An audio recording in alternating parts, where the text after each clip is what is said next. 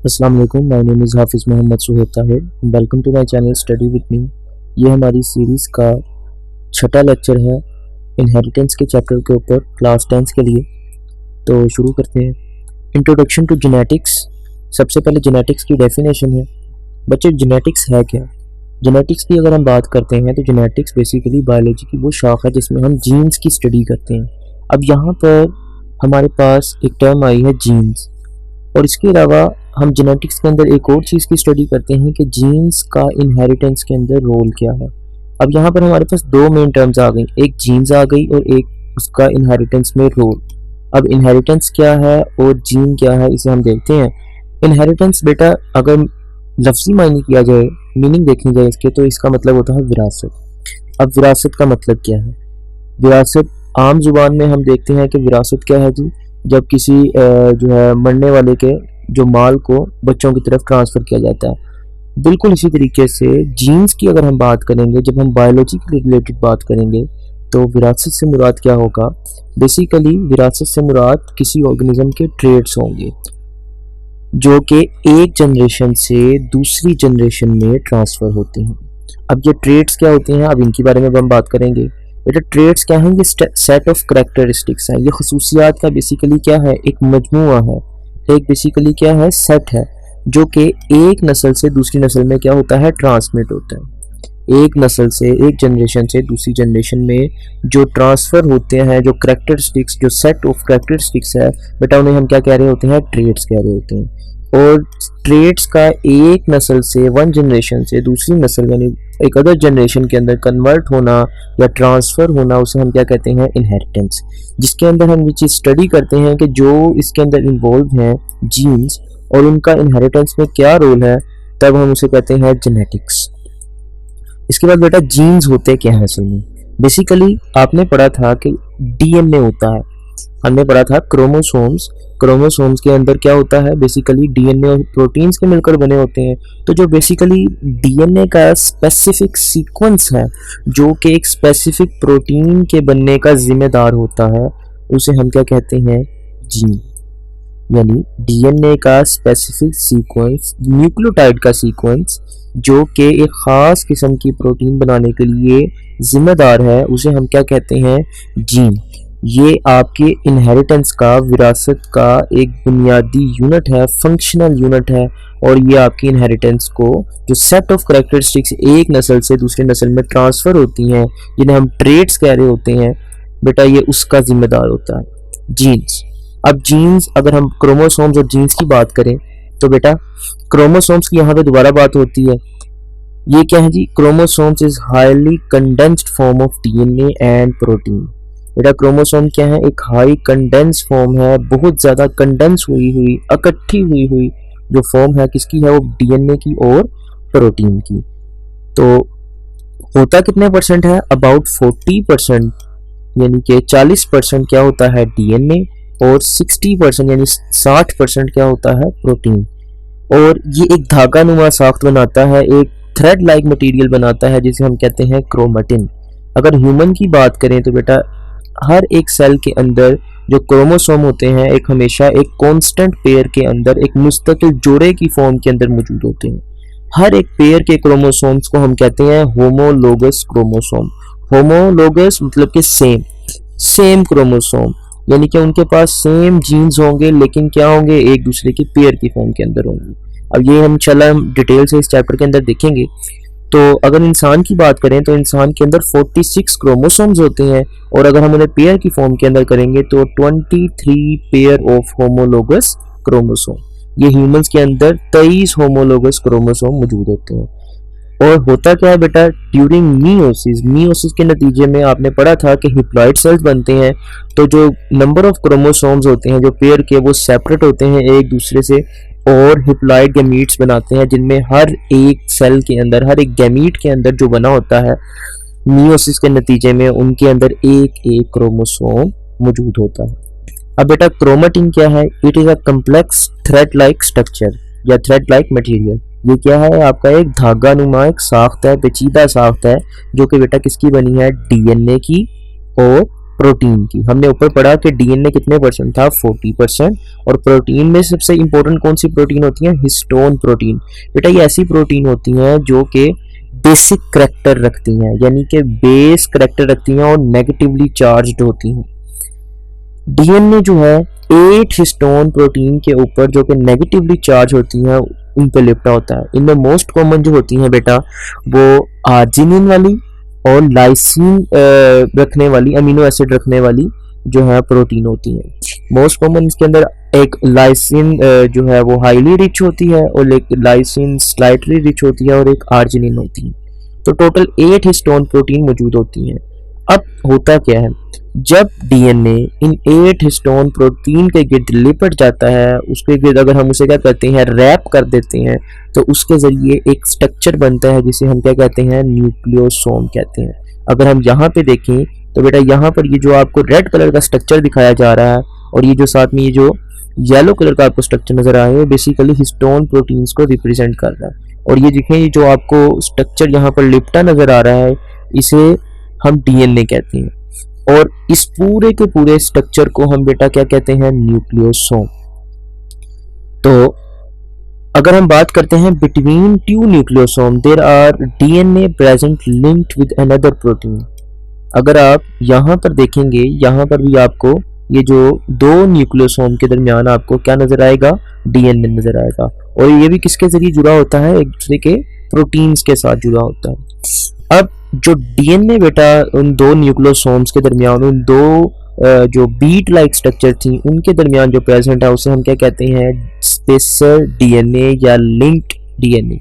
यानी कि ऐसा डीएनए जो कि स्पेस के अंदर दो न्यूक्लियोसोम के दरमियान जो बेटा ये स्पेस है, इसके दरमियान जो मौजूद है उसे हम क्या कहते हैं, स्पेसर डीएनए या फिर लिंक डीएनए, जो कि दो न्यूक्लियोसोम्स को आपस में क्या कर रहा है, लिंक कर रहा है। इसके बाद बेटा अगर हम देखें न्यूक्लियोसोम्स को और डीएनए को, वो ऐसा लगता है जैसे कि बीड्स ऑन अ स्ट्रिंग, जिस तरह के आपके तस्बीह के दाने होते हैं, बिल्कुल उसी तरीके से आपको नजर आता है। जिस तरह माला के या तस्बीह के दाने होते हैं, आपको वैसे नजर आएगा। जब यही स्ट्रक्चर सुपर क्वाइल होती है, मजीद एक दूसरे के ऊपर रैप करते हैं ये, तो ये high condense form of DNA बनाती हैं, जिसे हम क्या कहते हैं बेटा, क्रोमोसोम कहते हैं। तो क्रोमेटिन से ही असल में क्या बनते हैं, क्रोमोसोम बनते हैं।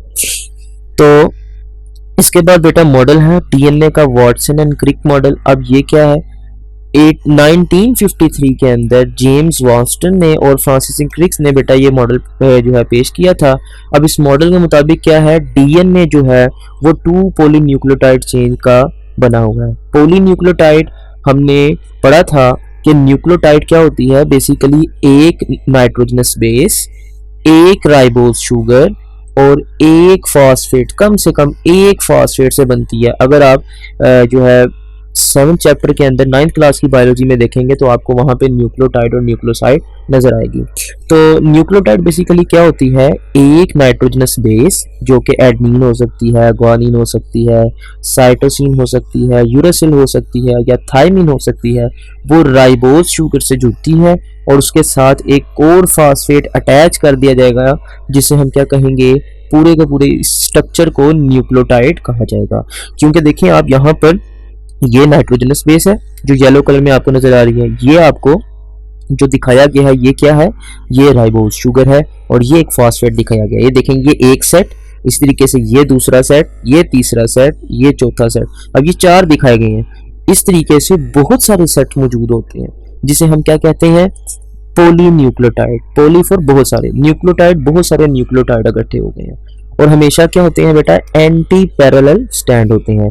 एंटी पैरेलल स्टैंड का मतलब होता है आमने सामने वाले स्टैंड। अगर ये 3 प्राइम एंड है तो ये क्या होगा, 4 प्राइम एंड, यानी एंटी पैरेलल। जिस तरह अगर हम बात करते हैं किस तरीके से एंटी पैरेलल होंगे, अगर आप ये सिंपल इस डायग्राम से समझें जो आपको भी स्क्रीन पर नजर आएगी तो आपको इसे इजी समझ आ जाएगा। फर्ज कर लें एक डीएनए की डायरेक्शन है ये, एक स्टैंड ऐसा है जबकि दूसरा स्टैंड बेटा ऐसा होगा। तो ये क्या है, एक दूसरे के पैरेलल, लेकिन क्या है, एक दूसरे के एंटी है, ऑपोजिट डायरेक्शन में है। तो इसे हम क्या कहेंगे, एंटी पैरेलल स्टैंड। तो बेटा इस केस के अंदर डीएनए भी क्या होते हैं, बिल्कुल इसी तरीके से अरेंज होता है। एक उसका स्टैंड जो है दूसरे स्टैंड के क्या होता है, एंटी पैरेलल होता है। तो बेटा ये होता है आपका डीएनए का स्ट्रक्चर। इसके आगे हम देखते हैं डीएनए का जो है मजीद स्ट्रक्चर को। तो they coil to form double helix, ये बल खाकर क्या बनाते हैं, डबल हेलिकल स्ट्रक्चर बनाते हैं। अगर आपको याद हो, आपने बचपन में ऐसे खिलौनों से खेला होगा जो बेसिकली जिनके अंदर छोटा सा एक बेसिकली स्टिक होती थी, उसके अंदर आप पंखे डालकर गोल घूमने वाले उनको आप उड़ाया करते थे। अब जिस तरह उसकी स्ट्रक्चर है बिल्कुल उसी तरीके से डीएनए की एक इस तरह स्ट्रक्चर होती है। इसकी सिंपलेस्ट एग्जांपल, अगर आपको वो पंखे वाली एग्जांपल नहीं याद आ रही, तो ग्रिल मशीन अगर आपने देखी हो तो ग्रिल मशीन के आगे भी आपको इस तरीके का स्ट्रक्चर देखने को मिलेगा। जब वो घूमता है तो आपको ऐसे महसूस होता है जैसे कि कोई चीज आगे की तरफ बढ़ रही है। बिल्कुल इसी तरीके से डीएनए भी क्या होता है, हेलिकल होता है। हेलिकल मतलब बल पड़े होते हैं, डबल हेलिकल दोनों स्ट्रैंड्स को बल पड़े होंगे, तो इसे हम क्या कहेंगे, डबल हेलिकल स्ट्रक्चर। अब जो बैकबोन है, बैकबोन का मतलब होता है उसकी कमर। ये जो स्ट्रक्चर है, ये वाला इतना हिस्सा जो कि डीएनए का बाहर आपको नजर आएगा, ये जो आपको यहाँ पर जो लाइन नजर आ रही है, ये स्ट्रक्चर कौन बना रहा होगा, शुगर और फास्फेट। ये जो शुगर और फास्फेट है ये मिलकर क्या बना रही है, बैकबोन। और ये जो अंदर आपको लाइनें नजर आ रही हैं, ये जो छोटी छोटी आपको दिखाई गई हैं, अब ये कौन बनाएंगी, नाइट्रोजनस बेस। तो डीएनए के अंदर आपको क्या क्या चीजें नजर आएंगी, शुगर, फॉस्फेट और नाइट्रोजनस बेस। ठीक हो गया। तो यहां पर आपको दिखा भी दिया गया है कि अगर आप यहां पे देखेंगे जो येलो कलर में रिप्रेजेंट कर रहे हैं वो नाइट्रोजनस बेस है। जो आपको यहाँ पर ये इस एरिया में दिखाया गया है, जो गोल स्ट्रक्चर दिखाया गया, ये क्या है, फॉस्फेट। और जो आपको पेंटागोन दिखाया गया है, 5 कोनों वाली शक्ल दिखाई गई है, उसे हम क्या कह रहे हैं, शुगर। और कौन सी शुगर होती है, ribose sugar. Nitrogenous base adenine always opposite to thymine. इसका सिंपल बेटा याद रखने का तरीका है, अगर आप इजीली से याद रखना चाहते हैं तो इजीली इसका तरीका क्या है बेटा, एट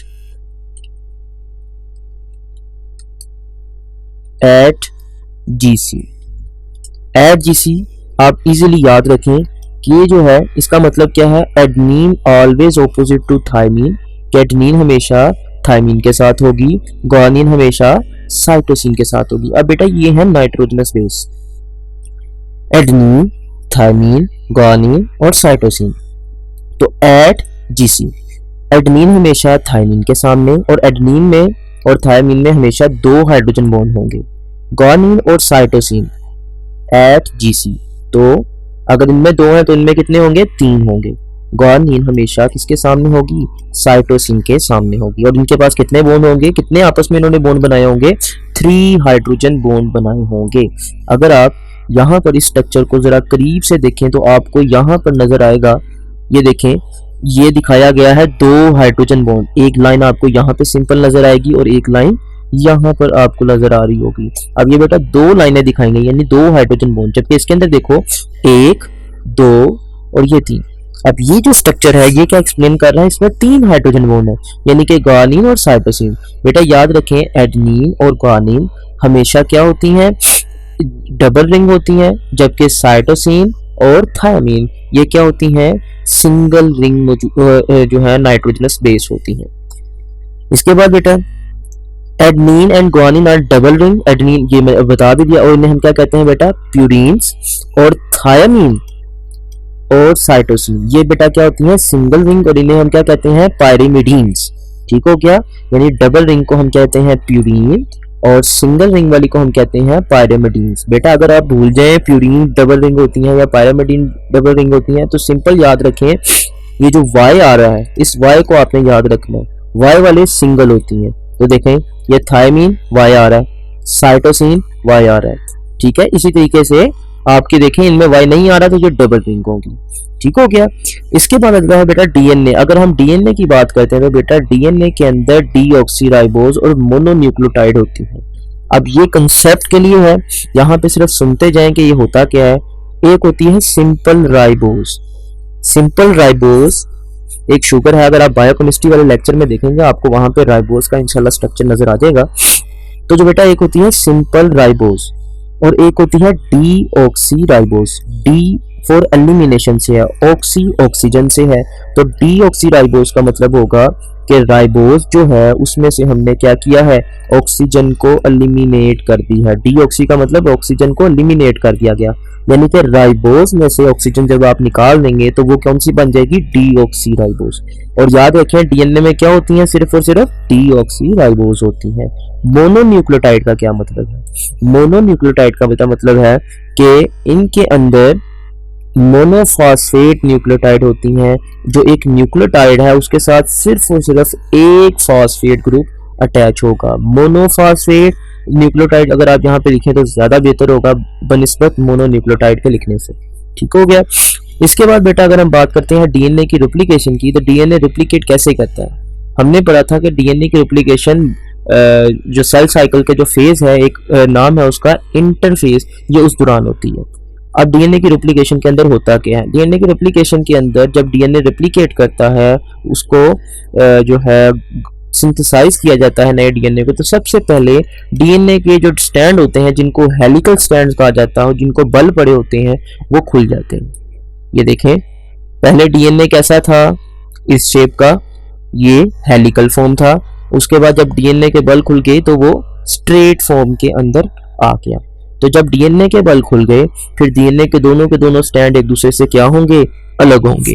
जब डीएनए के एक दूसरे से जब स्टैंड अलग हो जाएंगे तो नई न्यूक्लियोटाइड्स उन अलग हुई जगह पर आकर फिट हो जाएंगे। ये देखें, यहाँ पर आपको नजर आ रहा होगा, ये न्यूक्लियोटाइड यहाँ पर आकर जुड़ गई, ये न्यूक्लियोटाइड यहाँ पर, इस तरीके से न्यूक्लियोटाइड आती जाएंगी। एक न्यूक्लियोटाइड जो है चेन यहाँ बना देंगी और एक न्यूक्लियोटाइड चेन इस वाले के लिए, ये वाले के लिए जो है यहाँ पर बना देंगी। इस तरीके से आपके पास क्या आएगा, जो डीएनए था उसमें एक ओल्ड स्टैंड होगा जो कि इसका था, और एक क्या होगा, न्यू स्टैंड होगा जो कि नया तैयार हुआ। बिल्कुल इस तरीके से ये वाला जो डीएनए होगा, इसमें भी क्या होगा, एक ओल्ड स्टैंड होगा और एक क्या होगा, न्यू स्टैंड होगा। तो बेटा देखें, सबसे पहले क्या हुआ, डीएनए के बल खुले, उसके बाद डीएनए के दोनों स्टैंड एक दूसरे से क्या हो गए, अलग हो गए। फिर नई न्यूक्लियोटाइड के जरिए क्या कर दिया गया, जो अलग हुए थे उनके आगे दोबारा एक नया स्टैंड तैयार कर दिया गया, और इस तरीके से हमारे पास एक नया स्टैंड आया और एक पुराना स्टैंड आ गया। तो यानी कि ये स्ट्रक्चर जो होगा डीएनए का, ये एक्सप्लेन करता है डीएनए की रेप्लिकेशन के अंदर हमेशा एक हाइब्रिड फॉर्म होती है। बेटा हाइब्रिड का मतलब क्या होता है, मिक्सचर, यानी एक क्या है आपका ओल्ड स्टैंड और एक क्या है, न्यू स्टैंड। तो इस स्ट्रक्चर को हम बेटा क्या कहेंगे, हाइब्रिड डीएनए। ठीक हो गया। तो इसे यहाँ से पढ़ते हैं। सबसे पहले डीएनए के जो है स्टैंड क्या होते हैं, अनबाउंड होते हैं, उनके बल खुल जाते हैं। उसके बाद दोनों के दोनों स्टैंड बेटा क्या हो जाते हैं, एक दूसरे से अलग हो जाते हैं। दे आर लाइक जिपर, जिस तरह एक जिप बैग की खुल जाती है, बिल्कुल इस तरीके से डीएनए भी स्टैंड जो है उसके एक दूसरे से खुल जाते हैं। हर एक स्टैंड टेम्पलेट के तौर पर काम करता है, एक नमूने के तौर पर काम करता है, और उसके जरिए नया स्टैंड तैयार किया जाता है। Nitrogenous base create new stand, या न्यूक्लियोटाइड बेस जो है वो क्या करती है बेटा, नया स्टैंड बना देती हैं। डबल स्टैंड डीएनए फॉर्म, अब डबल स्टैंड डीएनए बन चुका है, और डीएनए को बेटा हम क्या कहते हैं, हाइब्रिड फॉर्म, कि ये क्या होता है, हाइब्रिड होता है, यानी कि इसके पास एक ओल्ड स्टैंड होता है और एक न्यू स्टैंड होता है। अगर हम बात करते हैं एक और थ्योरी होती है, उसके अंदर वो ये चीज एक्सप्लेन करती है कि जो डीएनए है वो हमेशा पूरा खुलेगा, नया न्यूक्लियोटाइड का स्टैंड बना दिया जाएगा, और उसके बाद जो है जो नया न्यूक्लियोटाइड स्टैंड होगा उनको अलग कर दिया जाएगा। लेकिन ये खैर यहाँ पे डिटेल इसकी नहीं दी गई, जस्ट उसको छोड़ें। तो ये वाली चीजें आप याद रखें। उसके बाद जब बेटा डीएनए की रेप्लिकेशन कंप्लीट हो जाएगी, उसके बाद इन दोनों को क्या कर दिया जाएगा, नए बने स्टैंड्स को दोबारा रीबाउंड कर दिया जाएगा। उनको दोबारा जो है बल, जब वो बल खाएंगे, जब उनको ट्विस्ट करवाया जाएगा तो क्या होगा, वो दोबारा हेलिकल स्ट्रक्चर बना देंगे, और एक नया न्यूक्लियोटाइड स्टैंड जो है, जो डीएनए है वो बन जाएगा, जो कि ओल्ड डीएनए का बिल्कुल क्या होगा, रिजेम्बलेंस रखता होगा, बिल्कुल हूबहू मुशाबे होगा। अब क्रोमोसोम का जो डीएनए है बेटा वो कैसे काम करता है, इसको भी देखना है। तो क्रोमोसोम का जो डीएनए है वो, क्योंकि डीएनए क्या है, जेनेटिक मटेरियल, और इसके पास जितनी की जितनी इंफॉर्मेशन है वो सारी की सारी किसके लिए है बेटा, सेल की एक्टिविटीज के लिए। याद रखें क्रोमोसोम का जो डीएनए है वो किसके अंदर इन्वॉल्व है, फॉर्मेशन ऑफ प्रोटीन के अंदर। Some protein involve structural role, अब कुछ प्रोटीन बेटा स्ट्रक्चर का काम करते हैं, जिस तरह कि हमारे नाखूनों के अंदर जो प्रोटीन होती है या बालों के अंदर जो प्रोटीन होती है, मोस्टली केराटिन प्रोटीन होती है। कुछ बेटा फंक्शनल रोल प्ले करती हैं, जिस तरह कि आपके एंजाइम डिफरेंट किस्म के केमिकल रिएक्शंस को चलाते हैं। इस तरीके से आपने सुना होगा हीमोग्लोबिन, ये भी एक बेसिकली प्रोटीन है जो कि डीएनए के जरिए तैयार की जाती है और हमारी बॉडी के अंदर ऑक्सीजन को एक जगह से दूसरी जगह पर ट्रांसपोर्ट करती है। DNA control all the activities by messenger RNA. DNA चौधरी साहब हैं, इसी वजह से हमेशा आरएनए को क्या करते हैं, हुक्म दे देते हैं और उसके जरिए सारी की सारी एक्टिविटीज को कंट्रोल करते हैं। तो डीएनए का बेसिकली मैसेज लेकर मैसेंजर कौन जाता है, मैसेज लेकर डीएनए का आरएनए जाता है, और क्योंकि वो मैसेज लेके जा रहा होता है इसी वजह से उसे हम कहते हैं मैसेंजर आरएनए।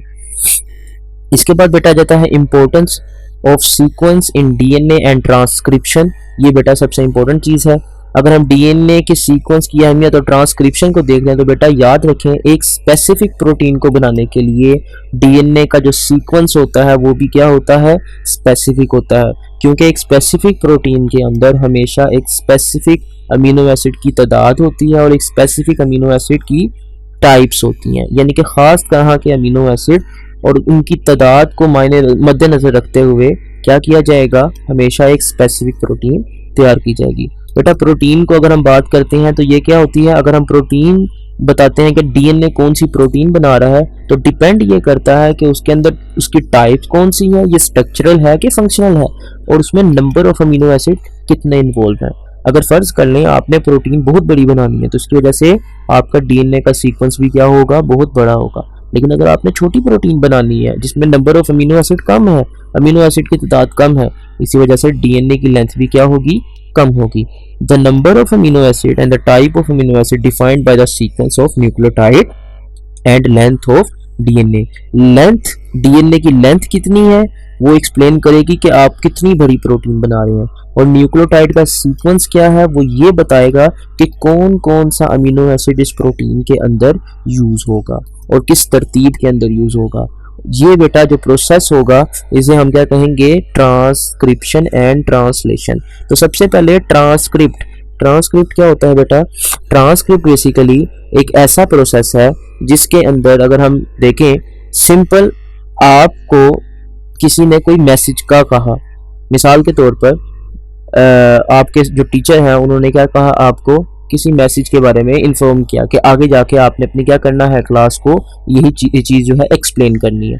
तो जो आपको आपके टीचर ने कहा बेसिकली वो ट्रांसक्रिप्शन थी, यानी कि उन्होंने एक ट्रांसक्रिप्ट दे दी और उसके ज़रिए क्या कहा गया कि जाएं आप आगे जाके काम करें। तो जब आपको उन्होंने कोई बात बताई तो ये क्या थी, ट्रांसक्रिप्शन। इसके बाद जब आपने जाके वही बात क्लास को बताई तो वो क्या थी, ट्रांसलेशन। यानी कि उसके बिल्कुल इसी तरीके से जीन्स की अगर हम बात करेंगे तो बेटा जीन्स के अंदर जो मेन इन्वॉल्व था वो था डीएनए। अगर डीएनए की बात कर रहे हैं तो डीएनए तो चौधरी साहब है, इसी वजह से वो अपना सारा का सारा काम किसके थ्रू करवाते हैं, मैसेंजर आरएनए के थ्रू करवाते हैं। तो डीएनए से मैसेंजर आरएनए तक इंफॉर्मेशन का जो ट्रांसफर है उसे हम बेटा क्या कहेंगे, ट्रांसक्रिप्शन। और फिर जब मैसेंजर आरएनए राइबोसोम्स के जरिए प्रोटीन तैयार कर देगा तो उसे हम बेटा क्या कहेंगे, ट्रांसलेशन। के उसके बाद काम को पढ़ने के, इंफॉर्मेशन को पढ़ने के बाद जो है वो काम कर दिया गया। तो डीएनए से मैसेंजर आरएनए का बनना जिस पर सारी की सारी डीएनए की इंफॉर्मेशन मौजूद होगी उसे हम बेटा क्या कहेंगे, ट्रांसक्रिप्शन। तो DNA control all the activities of cell by messenger RNA, ये हमने अभी ऊपर ही बात की, ये दोबारा से आ गई है। To make specific protein DNA make specific messenger RNA. एक खास किस्म की प्रोटीन के लिए जो डीएनए होता है वो खास किस्म का मैसेंजर आरएनए बनाता है।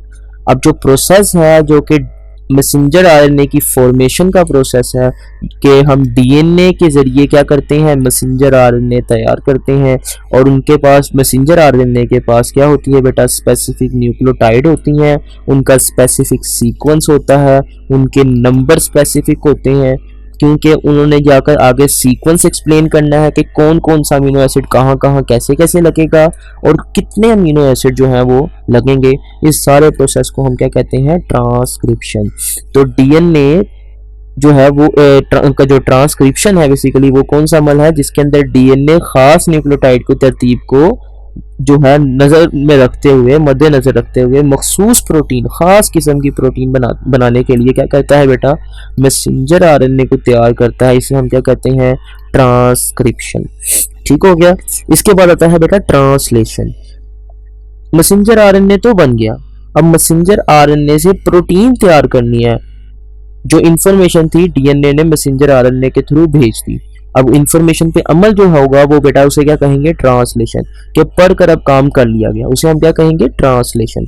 तो ट्रांसलेशन क्या है, एक ऐसा अमल जिसमें मैसेंजर आरएनए के न्यूक्लियोटाइड की तरतीब से जो इंफॉर्मेशन आपको मिलती है, आप उसके जरिए क्या करते हैं, उसके जरिए स्पेसिफिक सीक्वेंस वाली जो है राइबोसोम्स की हेल्प से प्रोटीन तैयार कर लेते हैं। उसे हम बेटा क्या कहते हैं, translation. The process of formation of protein, ये बेसिकली क्या है, प्रोटीन की फॉर्मेशन है।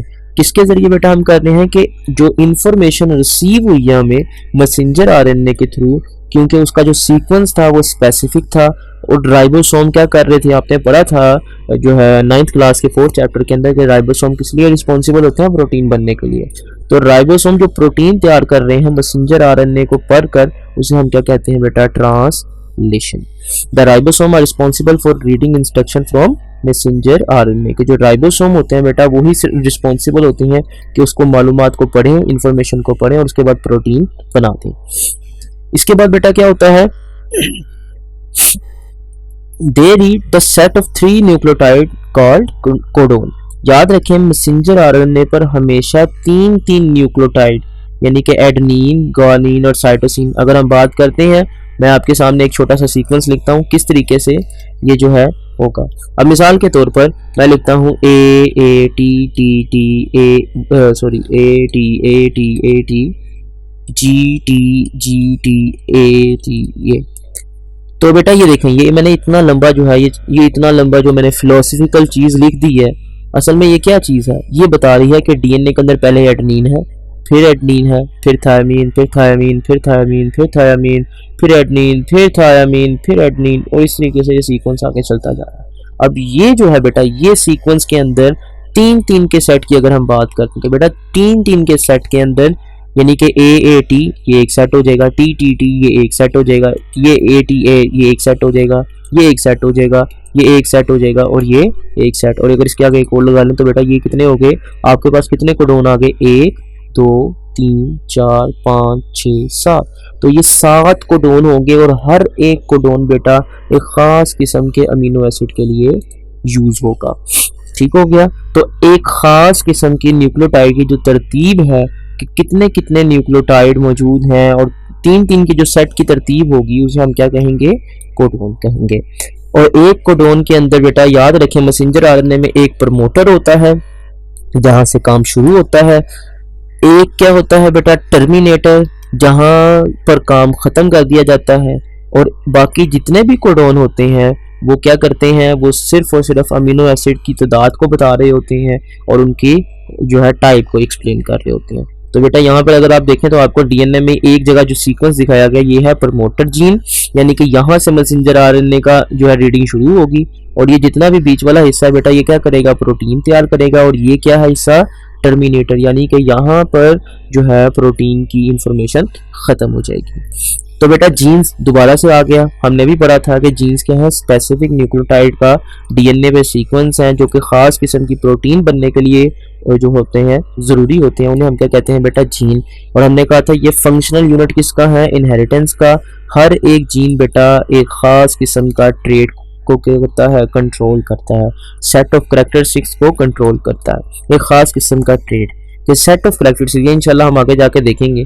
याद रखें जीन जहां पर प्रेजेंट होते हैं, तो बेसिकली हमने कहा था क्रोमोसोम सारा का सारा किसका बना हुआ है, डीएनए का बना हुआ है। तो डीएनए की अगर हम बात करते हैं, जो स्पेसिफिक सीक्वेंस है जो क्रोमोसोम के ऊपर किसी खास जगह पे प्रेजेंट होगा उसे हम क्या कहेंगे बेटा, लोकस। यानी कि जीन सिंपल वर्ड के अंदर अगर हम बात करें तो बेटा जीन्स का लोकस क्या है, लोकस से मुराद उसका बेसिकली घर है, कि जीन क्रोमोसोम की जिस जगह पर रहेगा उसे हम क्या कहेंगे, लोकस। क्रोमोसोम पर मौजूद वो जगह जहां पर जीन मौजूद होते हैं बेटा उन्हें हम क्या कहते हैं, लोकस। और कुछ जो है जीन वो बहुत तंग करते हैं, उछलते ही रहते हैं, जंप करते रहते हैं, इसी वजह से उन्हें हम क्या कहते हैं, जंपिंग जीन, क्योंकि वो एक लोकस से छलांग लगाएंगे, एक घर से छलांग लगाएंगे और दूसरे घर में जाकर लैंड कर जाएंगे। इसी वजह से उनको जंपिंग जीन कहा जाता है, क्योंकि वो एक जगह टिक के नहीं बैठते और वो एक लोकस से दूसरे लोकस की तरफ मूव करते रहते हैं। याद रखें, हर एक जीन की अल्टरनेटिव फॉर्म एग्जिस्ट करती है बेटा, जिसे हम क्या कहते हैं, अलील। मिसाल के तौर पर अगर हम आपको बताता हूँ, डॉलर के अगर आपने पॉइंटर को देखा हो तो ब्लैक कलर का पॉइंटर है।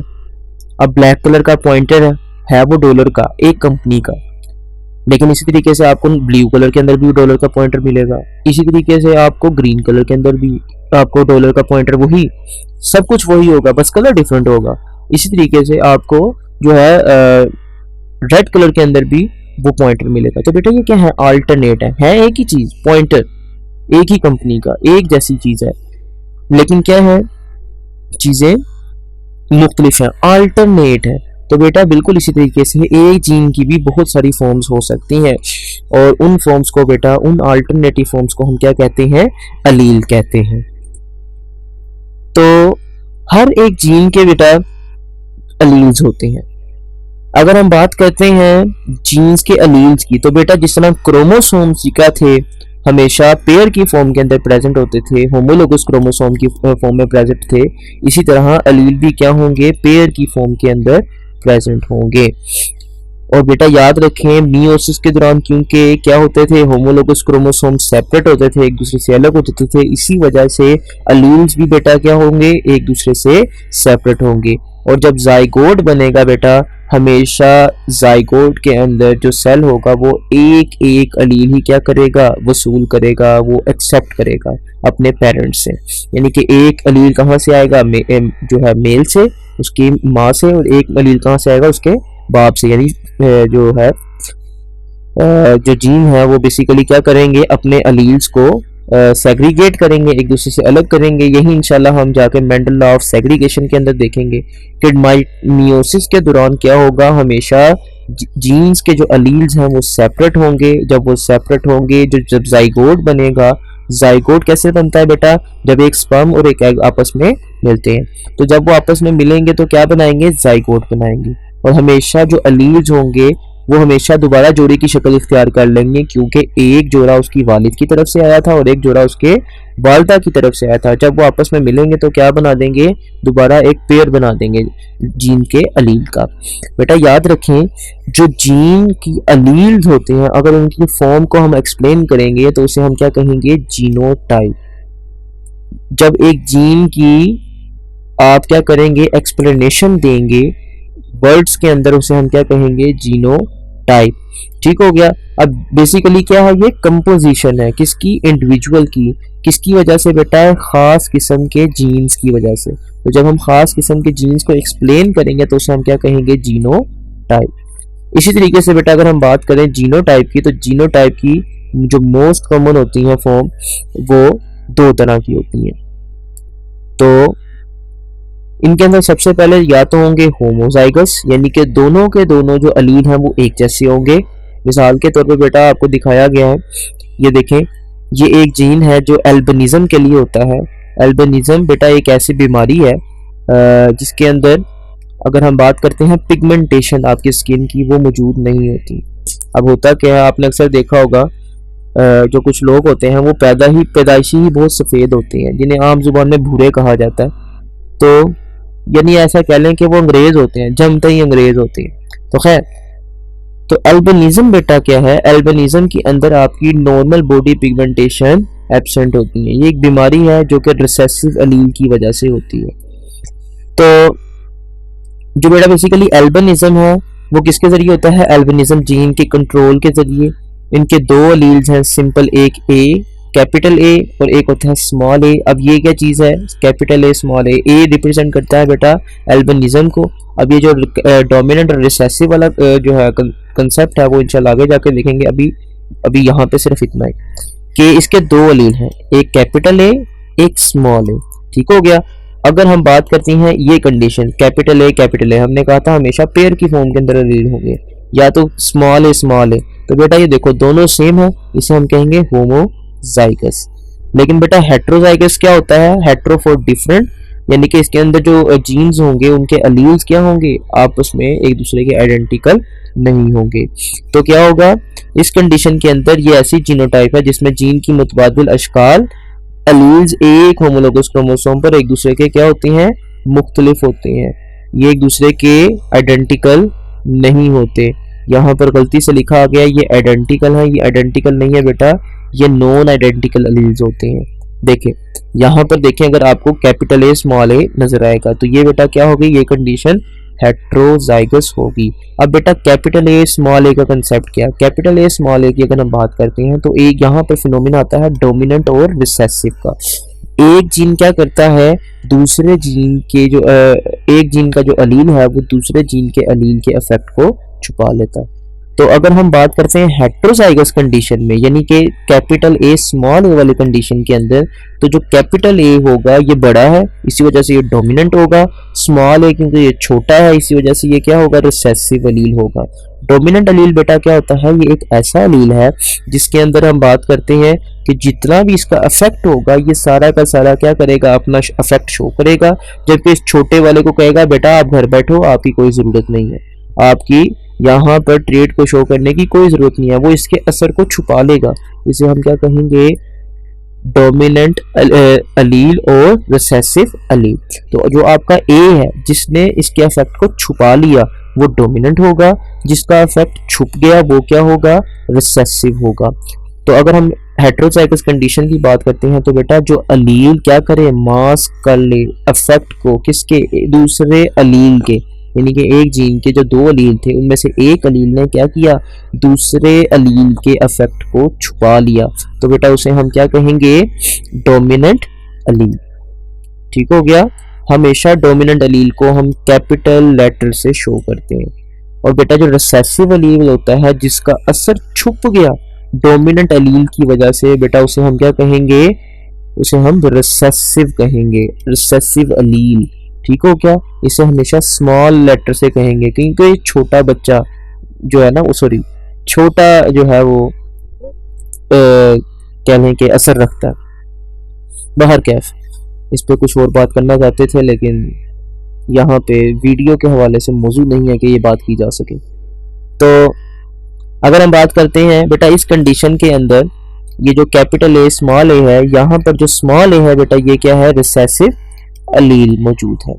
इसी तरीके से बेटा एल्बिनिज्म क्या है, it is the disease in which normal body pigmentation are absent, कि आपकी बॉडी की जो पिगमेंटेशन होती है, आपने अक्सर देखा होगा जो लोग अक्सर गांव या देहात वगैरह इलाके से कभी होकर आते हैं तो वो अक्सर काले हो जाते हैं। वजह ये है कि रेडिएशन के एक्सपोजर की वजह से हमारे बॉडी के अंदर कुछ खास किस्म के सेल जो है केमिकल रिलीज करते हैं जिसे हम क्या कहते हैं, मेलानिन। वो मेलानिन क्या करता है, हमारी बॉडी को डार्क कर देता है।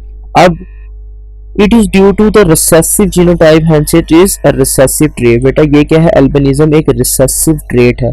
एल्बिनिज्म तब शो होगा जब आपकी कंडीशन क्या होगी, स्मॉल ए होगी। यहाँ पर अगर आप देखें तो ये आपको जो नजर आ रहा है इस कंडीशन में एल्बिनिज्म की बीमारी होगी, ना इस कंडीशन में एल्बिनिज्म की बीमारी होगी क्योंकि यहाँ पर जो छोटा है वो इफेक्ट मौजूद ही नहीं है। इसी तरीके से इस कंडीशन के अंदर एल्बिनिज्म हो सकता था अगर ये चीज कैपिटल ए ना होता। कैपिटल ए ने क्या किया, इस छोटे वाले के जो ए के असर को क्या कर लिया, छुपा लिया, जिससे क्या हुआ, एल्बिनिज्म नहीं हुआ, पिगमेंटेशन खत्म नहीं हुई बॉडी की। इस कंडीशन के अंदर बेटा क्या होता है, इस कंडीशन के अंदर आपकी बॉडी के अंदर जो पिगमेंट्स, जो डार्क पिगमेंट्स हैं जो आपकी बॉडी को कलर देती हैं, बेसिकली डार्क करती हैं, वो मौजूद नहीं होती। जब वो मौजूद नहीं होती तो आपकी बॉडी बहुत ज़्यादा क्या हो जाती है, सफ़ेद हो जाती है। तो इसे हम क्या कहते हैं, गोरा चिट्टा हो जाना, एल्बिनिज्म। इसी तरीके से फिनोटाइप, बेटा ये सारी बातें तो थी जीनोटाइप की। अगर हम फिनोटाइप की बेटा बात करते हैं तो फिनोटाइप क्या है, फिनोटाइप बेसिकली एक जीन का एक्सप्रेशन की फॉर्म के अंदर नजर आना जो है वो क्या होगा, फिनोटाइप। मिसाल के तौर पर आपके बालों का रंग, आपकी आंखों का रंग, आपके गालों का आपके जो है स्किन का कलर, ठीक है, ये भी क्या होगा, आपकी फिनोटाइप के अंदर आएगा। ठीक हो गया। The expression of genotype in the form of trait due to specific combination of gene is called phenotype. तो बेटा फिनोटाइप क्या होगी, फिनोटाइप बेसिकली क्या होगी, आपके जीन्स का वो इफेक्ट होगी जो कि आपको ज़ाहरी फॉर्म के अंदर, जो कि ज़ाहरी सूरत है, सिंपल ये कह लें, जो ज़ाहरी सूरत है वो क्या होगी, फिनोटाइप। इसके बाद बेटा शुरू होता है असल खेल।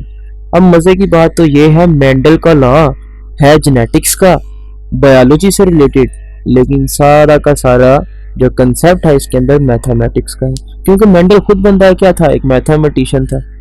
बस मटर के पौधे 28,000 बर्बाद कर दिए इसने। तो खैर डिस्कस करते हैं। तो जॉर्ज मेंडल बेटा क्या था, एक पादरी था ऑस्ट्रिया के अंदर, और वो चर्च के अंदर काम करता था, और वहां पर बैठ के इसने ये तजर्बा किया और आपके मत्थे ये कोर्स मार दिया। बाहर क्या, उसने जेनेटिक्स के बेटा प्रिंसिपल, फंडामेंटल प्रिंसिपल था, मैथमेटिशियन, लेकिन फंडामेंटल प्रिंसिपल किसके दे गया बेटा, जेनेटिक्स के दे गया, और आपको पढ़ने के अजाब में डाल दिया। खैर वैसे तो इस पर मजीद बात की जा सकती है, लेकिन अभी के लिए ये बात मौजू नहीं। तो मेंडल ने बेटा ये कहा था कि खास किस्म के फैक्टर होते हैं, उस दौर में तो उसे जीन्स का नाम और निशान ही नहीं था, तो जीन्स का उसको कोई खबर भी नहीं होगी, क्योंकि जीन्स भी मौजूद होते हैं। इसी वजह से उसने क्या कहा, कुछ ना कुछ तो गड़बड़ है गया, यानी कि कुछ ना कुछ खास चीज तो मौजूद होगी, जो क्या करती है, हर एक ट्रेड को कंट्रोल करती है। बाद में जाकर इनको क्या कर दिया गया, इनका नाम जीन्स रख दिया गया। तो बेटा ये जो ट्रेड्स हैं ये क्या होती हैं, एक नस्ल से दूसरी नस्ल में ट्रांसफर होती हैं। ये तो था मेंडल के मुताबिक। अब मेंडल ने क्या कहा कि जो, अब ये मेंडल भी बहुत सियाना था, इसने वो पौधे को हाथ ही नहीं डाला जिसके अंदर डिफरेंट किस्म की जो है ट्रेड्स अजीबोगरीब तरीके से नजर आते थे। इसने बड़े गिन चुन कर क्या किया, पौधे का इंतखाब किया। तो इसकी वजह से उसने ये क्या की, प्रॉपर्टीज को सिलेक्ट करने के लिए एक छोटी सी लिस्ट बनाई। अब वो हमारे सामने है कि क्या है, सबसे पहले कुछ ना कुछ ट्रेड्स तो मौजूद होने चाहिए जिनको स्टडी किया जा सके। ऐसा ना हो कि आपके पास जो ट्रेड्स है वो ना होने के बराबर हो, एक या दो, आप कैसे स्टडी करोगे। इसी वजह से कम ट्रेड्स तो इतने होने चाहिए कि जिनको क्या किया जा सके, स्टडी किया जा सके। फिर इसके अलावा organism have contrasting trade, organism के बेटा क्या होने चाहिए, मुतजाद खसूसियात होनी चाहिए। मिसाल के तौर पर अगर हम बात करें मुतजाद खसूसियात या कंट्रास्टिंग ट्रेड्स जो है वो क्या होते हैं, फर्ज कर लो आप, अगर हम बात करते हैं कलर की, फ्लावर के कलर की, तो बेटा या तो क्या हो, रेड हो, या फिर क्या हो, वाइट हो। दो कंडीशन होनी चाहिए, ये होते हैं कंट्रास्टिंग। तीसरी और कोई कंडीशन नहीं होती, या तो बड़ा हो या छोटा हो, या मोटा हो या पतला हो। तो ये क्या है, contrasting traits. There should be only 2 phenotypes. Contrasting traits तो होने चाहिए, लेकिन उनकी फिनोटाइप्स बेटा कितनी होनी चाहिए, 2 होनी चाहिए। मैंने आपको कहा ना 2 ही आउटकम होनी चाहिए, या काला या गोरा, अब बीच वाला कुछ नहीं होना चाहिए। Organism should have self fertilization, organism की बेटा क्या की जा सके, सेल्फ फर्टिलाइजेशन की जा सके, और इसके साथ साथ उसकी क्रॉस फर्टिलाइजेशन भी क्या हो, मुमकिन हो। सेल्फ का मतलब वो अपने पौधे के साथ खुद ही फर्टिलाइज हो जाए, और क्रॉस का मतलब कि एक पौधे का दूसरे पौधे के साथ क्या करवा दिया जाए, जो है फर्टिलाइजेशन करवा दी जाए। अब फर्टिलाइजेशन क्या होती है बेटा, फर्टिलाइजेशन के अंदर गैमीट्स आपस में मिलते हैं जो मियोसिस के नतीजे में बनते हैं, यानी एग और स्पर्म आपस में मिलते हैं। Organism should have short life cycle, ये ना हो आप जिस पर काम कर रहे हैं उसका अरसा ही तकरीबन 10 साल का हो, और फिर जब आप को रिजल्ट मिले, उस जब आपने एक्सपेरिमेंट किया और जब आपको रिजल्ट मिले तो माशाल्लाह आप बाबे हो चुके हो। तो ऑर्गेनिज्म का जो लाइफ साइकिल है वो क्या होना चाहिए, शॉर्ट होना चाहिए, कम दुरानिये का होना चाहिए, और उनका लाइफ साइकिल भी क्या होना चाहिए बेटा, फास्ट होना चाहिए। ये ना हो कि आप उसके लाइफ साइकिल का इंतजार करते करते इन्ना लिल्लाह व इन्ना इलैहि राजिऊन हो जाए। तो ये चीज़ भी बहुत ज़रूरी है। इसके लिए उसने क्या किया, मटर के पौधे का इस्तेमाल किया जिसका नाम था पिजम सैटिवम, जिसके अंदर ये सारी की सारी खसूसियात प्रेजेंट थी। उसने 28,000 मटर के पौधे बर्बाद कर दिए सिर्फ और सिर्फ अपने इस एक्सपेरिमेंट के चलते। ही यूज स्टैटिस्टिकल टेक्निक्स, बेटा ये स्टैटिक्स जो थी उसने मैथमेटिक्स को अपना जो है वो यूज किया इस एक्सपेरिमेंट में, और डिफरेंट किस्म की एक्सप्लेनेशन दी। उसने क्या कहा कि जो पी प्लांट है वो कितने क्रोमोसोम रखता है, 14 क्रोमोसोम रखता है। अब उस दौर के अंदर भी क्रोमोसोम की बात नहीं थी, उसने सिर्फ एक्सप्लेन किया था कि इसके अंदर 14 डिफरेंट ट्रेड्स मौजूद है, यानी कि उनको मेन कंट्रोल करने वाले 7 मेन जो है जीन्स मौजूद है।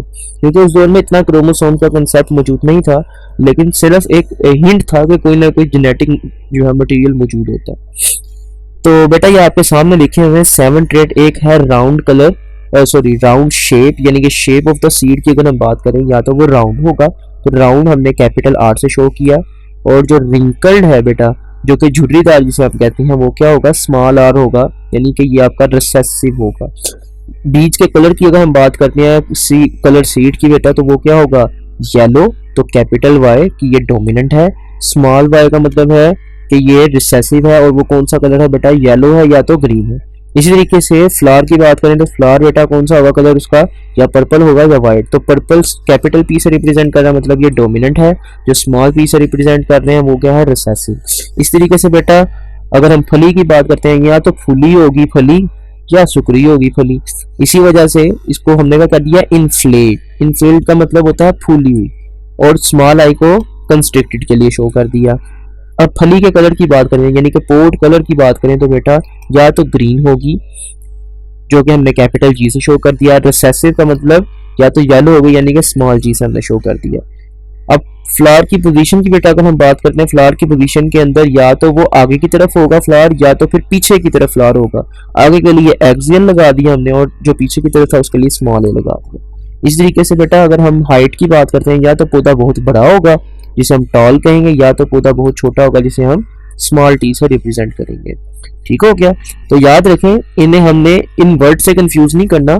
शुरू वाला जो डोमिनेंट है बस उसको बेस बनाया, और दूसरा रिसेसिव को हमने स्मॉल से रिप्रेजेंट कर दिया, बस और कुछ नहीं। इसके बाद बेटा इंपॉर्टेंट डेफिनेशन देती है। सबसे पहले ट्रू डोमिनेंट ब्रीड क्या होती है, ट्रू रिसेसिव ब्रीड क्या होती है, इन बातों को भी आपने समझना है। डोमिनेंट ब्रीड बेटा क्या होती है, डोमिनेंट ब्रीड ऐसी ब्रीड को कहते हैं जिसके अंदर डोमिनेंट ट्रेट, जिस तरह के हमने अभी पढ़े कैपिटल जो अलील थे ये वाली चीजें मौजूद होती हैं। और ट्रू डोमिनेंट का बेटा मतलब क्या होता है, ट्रू डोमिनेंट का मतलब कि जितना मर्जी बार आपस में एक दूसरे से क्या करवा लो, इनका क्रॉस करवा लो, हमेशा हमेशा के लिए यही स्ट्रक्चर आएगा, यही ट्रेट आपको शो होगा, कोई दूसरा ट्रेट है वो आपको शो नहीं होगा। ऐसी नस्ल जिसमें तमाम के तमाम जो बेटा जीन होंगे वो सारे के सारे क्या होंगे, डोमिनेंट होंगे, लेकिन होमोजाइगस होंगे। होमो मतलब सेम, यानी कि उनके पास अलील जो होंगे वो सेम होंगे। सेम अलील की वजह से उनका आपस में क्रॉस होने की वजह से कोई नया जानदार नहीं बनेगा, बस वही आता रहेगा। जबकि बेटा ट्रू रिसेसिव क्या होंगे, बस फर्क क्या है बेटा, जिस तरह ये थी डेफिनेशन बिल्कुल इसी तरीके से ये है। ये एक ऐसी नस्ल है जिसके अंदर क्या थे, डोमिनेंट। अब रिसेसिव वाले में क्या होगा, ये ऐसी नस्ल होगी जिसमें सारे के सारे होमोजाइगस रिसेसिव अलील होंगे। जबकि अगर हम बात करते हैं, एक ऐसी भी कंडीशन होती है जिसे हम क्या कहते हैं, हेट्रोजाइगस। हेट्रोजाइगस के अंदर बेटा मजीद डिफरेंट किस्म की चीजें आ जाती हैं। एक होता है मोनोहाइब्रिड। मोनोहाइब्रिड का मतलब बेटा क्या होता है कि सारे के सारे जो प्रॉपर्टीज हैं वो सेम होंगी, वो ट्रू ब्रीड होगा उसके अंदर, यानी कि उसके सारे के सारे जो होंगे ट्रेट होंगे वो या तो डोमिनेंट होंगे। ट्रू ब्रीड का मतलब यानी कि उसके सारे के सारे जो एलील हैं वो सारे होमोजाइगस हैं, या तो वो डोमिनेंट होंगे या फिर रिसेसिव होंगे। ठीक हो गया। मोनो मतलब एक, यानी सिर्फ एक जो ट्रेट होगा वो क्या करेगा, वेरी करेगा, बाकी सारे के सारे वैसे के वैसे ही रहेंगे। इसी तरीके से डाई हाइब्रिड क्रॉस, डाई का मतलब दो, हाइब्रिड क्रॉस का मतलब है कि बेटा हमने क्या करना है, एक ऐसे जानदार जिसमें बेटा क्या होंगी, दो डिफरेंट ट्रेट वेरी करेंगे, बाकी जितने भी ट्रेट्स होंगे वो सारे के सारे क्या होंगे, होमोजाइगस यानी ट्रू ब्रीड के होंगे, या तो वो रिसेसिव होंगे या फिर क्या होंगे, डोमिनेंट होंगे। तो मेंडल ने क्या किया, मोनोहाइब्रिड क्रॉस को यूज किया और डाई हाइब्रिड क्रॉस को यूज किया। अब सबसे पहले मेंडल लॉ ऑफ सेग्रीगेशन है बेटा। मेंडल लॉ ऑफ सेग्रीगेशन के मुताबिक क्या है, हमेशा जो के अलील्स होते हैं वो किसकी फॉर्म के अंदर पाए जाते हैं, वो हमेशा जोड़ों की फॉर्म के अंदर, पेयर्स की फॉर्म के अंदर पाए जाते हैं। और जब मियोसिस होती है तो बेटा क्या होता है, मियोसिस के नतीजे में जो गैमीट्स बनते हैं उनमें जीन्स आपस में एक दूसरे से क्या हो जाते हैं, अलग हो जाते हैं। जब एक दूसरे से अलग होते हैं तो गमीट्स जो होते हैं बेटा वो हमेशा सिर्फ एक एक अलील को क्या करते हैं, हासिल करते हैं, और क्या बनाते हैं, जब जाइगोट बनता है तो दोबारा अलील क्या हो जाते हैं, इकट्ठे होकर जोड़े की फॉर्म के अंदर, पेयर की फॉर्म के अंदर आ जाते हैं, जिसमें से एक मदर की तरफ से होता है और एक फादर की तरफ से होता है। ठीक हो गया। तो मेंडल ने सबसे पहले क्या किया, जो है स्टडी किया किसको, सीड के शेप को। इसके लिए उसने किसको यूज किया, मोनोहाइब्रिड क्रॉस को। मोनोहाइब्रिड क्रॉस का मतलब सारी की सारी प्रॉपर्टीज जो पी की थी, जो बेसिकली मटर के पौधे की थी, क्योंकि हमने उसमें पढ़े थे 7 ट्रेट्स, तो ये सारे के सारे उसके कांस्टेंट थे, यानी कि जो मर्जी कर लो ये चेंज नहीं होंगे। यानी कि अगर इन्फ्लेम्ड है तो वही रहेगा, अगर कंस्ट्रिक्टेड है तो वही रहेगा, ग्रीन है तो वही रहेगा। ये चेंज सारे के सारे नहीं होंगे, सिर्फ क्या चीज चेंज होगी, राउंड या रिंकल यानी कि सीड की शेप चेंज होगी। तो ये है मोनोहाइब्रिड क्रॉस। तो उसने क्या किया, सबसे पहले उसने क्या किया, एक कंट्रास्टिंग ट्रेट लिया, एक ऐसा ऑर्गेनिज्म लिया जो कि क्या था, होमोजाइगस कंडीशन में था। मेंडल ने क्या किया, ट्रू ब्रीडिंग राउंड वाले जो है बीज का यानी कि गोल बीज का जो क्रॉस था वो किसके साथ करवा दिया, true breed wrinkle seeded plant यानी कि ऐसे पौधे के साथ करवा दिया जिसका जो बीज था वो क्या था, झुर्रीदार था, उसके अंदर झुर्रियां मौजूद थी। फिर उसने देखा कि जितनी भी पहली नस्ल पैदा हुई वो सारी की सारी क्या थी, राउंड शेप बीज वाली थी, यानी कि उनके गोल बीज थे। लेकिन जब उसने क्या किया, उन्हें अलाउ किया सेल्फ फर्टिलाइजेशन के दौरान, तो इसने इतने पौधे जो है ना बीज हासिल किए 7324, जिसमें से 5474 क्या थे, गोल थे, और बकाया जितने भी थे 1850 ये क्या होंगे बेटा, रिंकल्ड होंगे। तो उसने देखा, जब कैलकुलेशन की तो कैलकुलेशन से पता चला कि दोनों के आपस में रेशो क्या है, 3:1, यानी कि 3 राउंड आए और एक क्या आया, रिंकल्ड आया। ठीक हो गया। और इसको हमने क्या कहा बेटा, इसको सेकंड जनरेशन का। अब बेटा ये देखो, यहाँ पे जब राउंड का क्रॉस रिंकल से करवाया गया तो सबसे पहली जो नस्ल बनी, पहली जो फैमिली बनी F1 जो बनी बेटा, वो क्या थी, ऑल राउंड। उसके बाद जो दूसरी बार उसको क्रॉस करवाया गया, ये तो था क्रॉस जो कि क्रॉस फर्टिलाइजेशन के अंदर कंसीडर किया गया कि राउंड और रिंकल दो डिफरेंट जानदारों का, और ये आपस में एक जैसे जानदारों का हुआ था, इसी वजह से ये सेल्फ क्रॉस था। और उसके बाद बेटा क्या हो गया, सेल्फ क्रॉस के फौरन बाद जब F2 नस्ल तैयार हुई तो उसके अंदर 3 क्या थे, 3 आपको गोल बीज नजर आए और एक क्या था, झुर्रीदार बीज था। तो यानी कि आपके क्या हो गए, 75% राउंड और 25% क्या हो गए, रिंकल्ड हो गए। इसी तरीके से अगर हम बेटा इसकी कंक्लूजन की तरफ चलते हैं तो उसमें क्या कहेगा कि जो अलील्स हैं वो फाउंड इन पेयर। अलील हमेशा किस फॉर्म के अंदर पाए जाते हैं बेटा, पेयर की फॉर्म के अंदर पाए जाते हैं। तो हमने यहाँ पे ऊपर पीछे देखा भी था, during gametes formation these genes segregate from each other. हमेशा गैमीट्स बनने के दौरान बेटा क्या होते हैं, ये जीन एक दूसरे से अलग हो जाते हैं। हर एक गैमीट बेटा रिसीव करता है 2 अलील में से सिर्फ और सिर्फ एक अलील।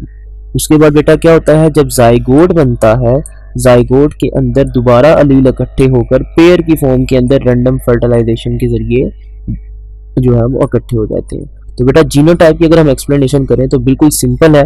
देखो हमारे पास क्या था, ये एक पौधा था, इसका हमने क्रॉस ये रिंकल्स कैपिटल आर और स्मॉल आर से करवाया था। देखो मियोसिस के नतीजे में इसके बनेंगे, जो कैपिटल आर था इसके भी 2 बनेंगे, ये वाले आगे 2, और ये जो इस वाले के थे मियोसिस के नतीजे में 4 सेल बनते हैं ना, तो ये वाले जो थे इनके जरिए भी 4 सेल बनेंगे और वो 4 के 4 सेल सेम होंगे। और ये देखो ये है स्मॉल आर, इसी वजह से इनके भी मियोसिस के नतीजे में 4 सेल बनेंगे और चारों के अंदर स्मॉल आर होगा। अब बेटा ये देखो, ये है आर, ये है आर, तो यहाँ पर क्या लिख दिया हमने, कैपिटल आर स्मॉल आर, इसी तरीके से सारे लिख दिए। तो कॉमन हमारे पास क्या आया, कैपिटल आर स्मॉल आर।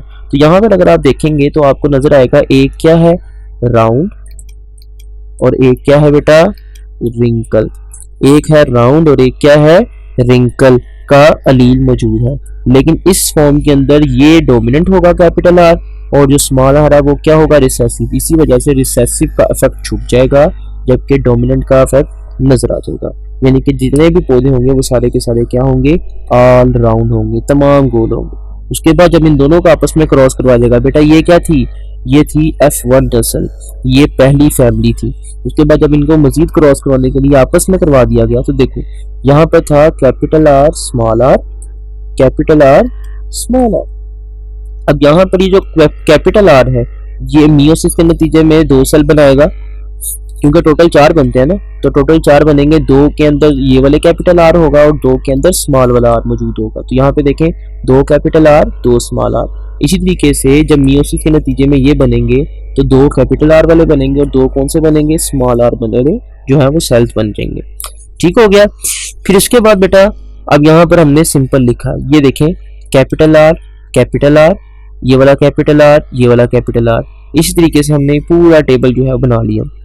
किस तरीके से, कैपिटल आर फिर इसी तरीके से capital R capital R, capital R small R, capital R small R, इसी तरीके से capital R capital R, capital R capital R, capital R small R, capital R small R, और इसी तरीके से ये वाला स्मॉल आर कैपिटल आर या capital R small R, capital R small R, small R small R, small R small R, ठीक हो गया।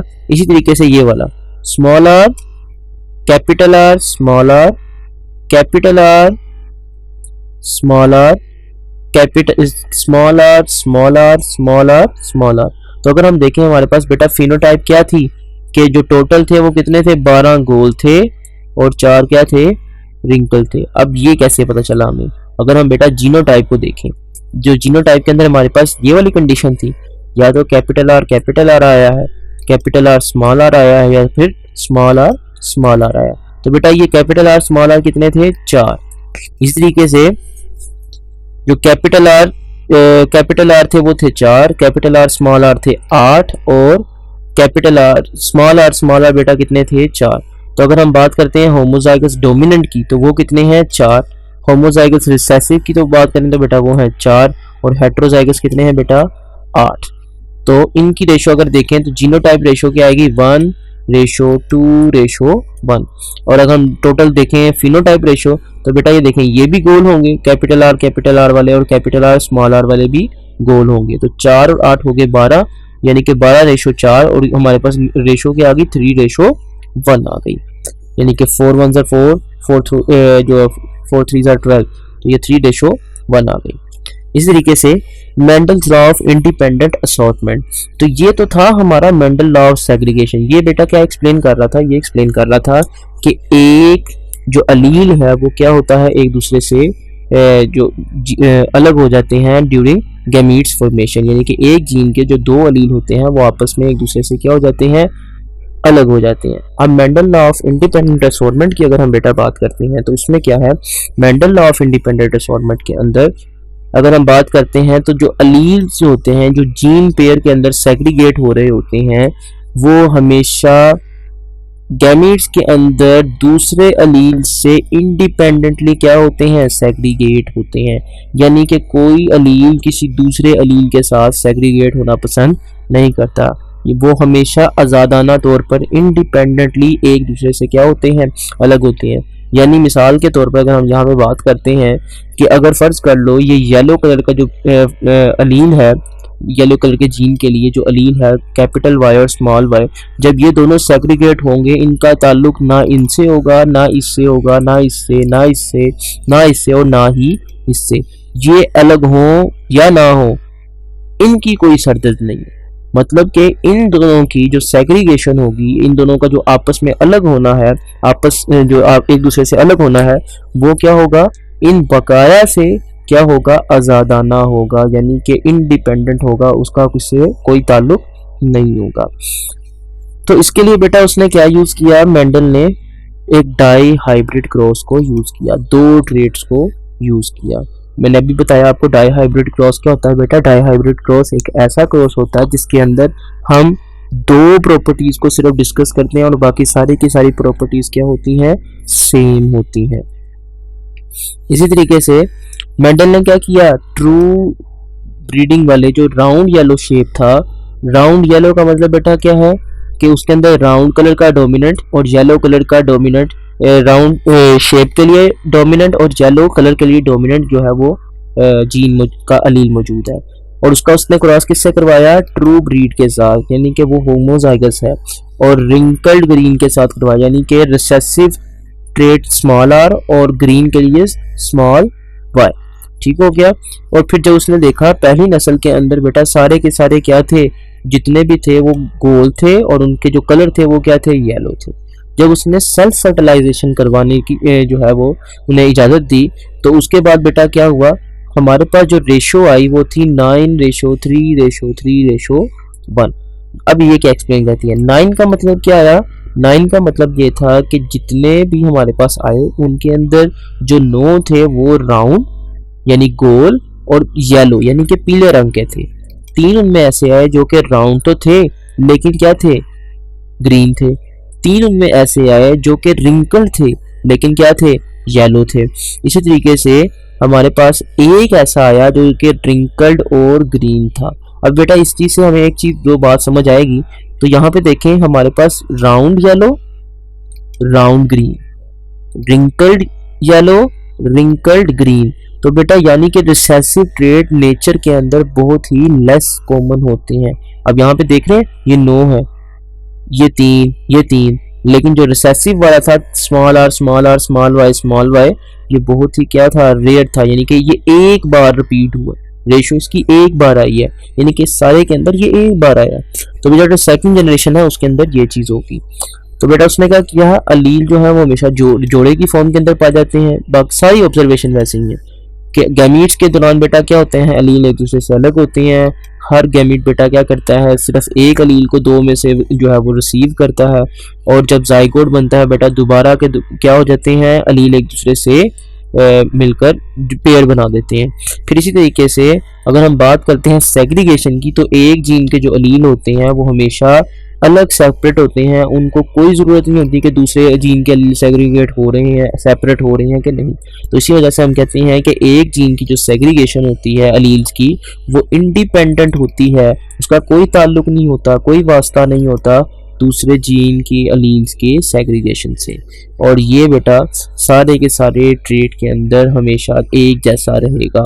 अब बेटा जीनोटाइप की अगर हम बात करते हैं, तो जीनोटाइप के अंदर बेटा सबसे पहले पैनल जनरेशन में जो ट्रू हाइब्रिड क्रॉस था हमने जो करवाया था, तो हमने यहाँ पे देखो 2 ट्रेट यूज किए हैं, capital R, capital Y, small Y, capital Y, और इसी तरीके से स्मॉल आर, स्मॉल वाई। अब बेटा ये क्या बता रहा है, ट्रू ब्रीड होमोजाइगस, ये डोमिनेंट के लिए और ये किसके लिए है, रिसेसिव के लिए।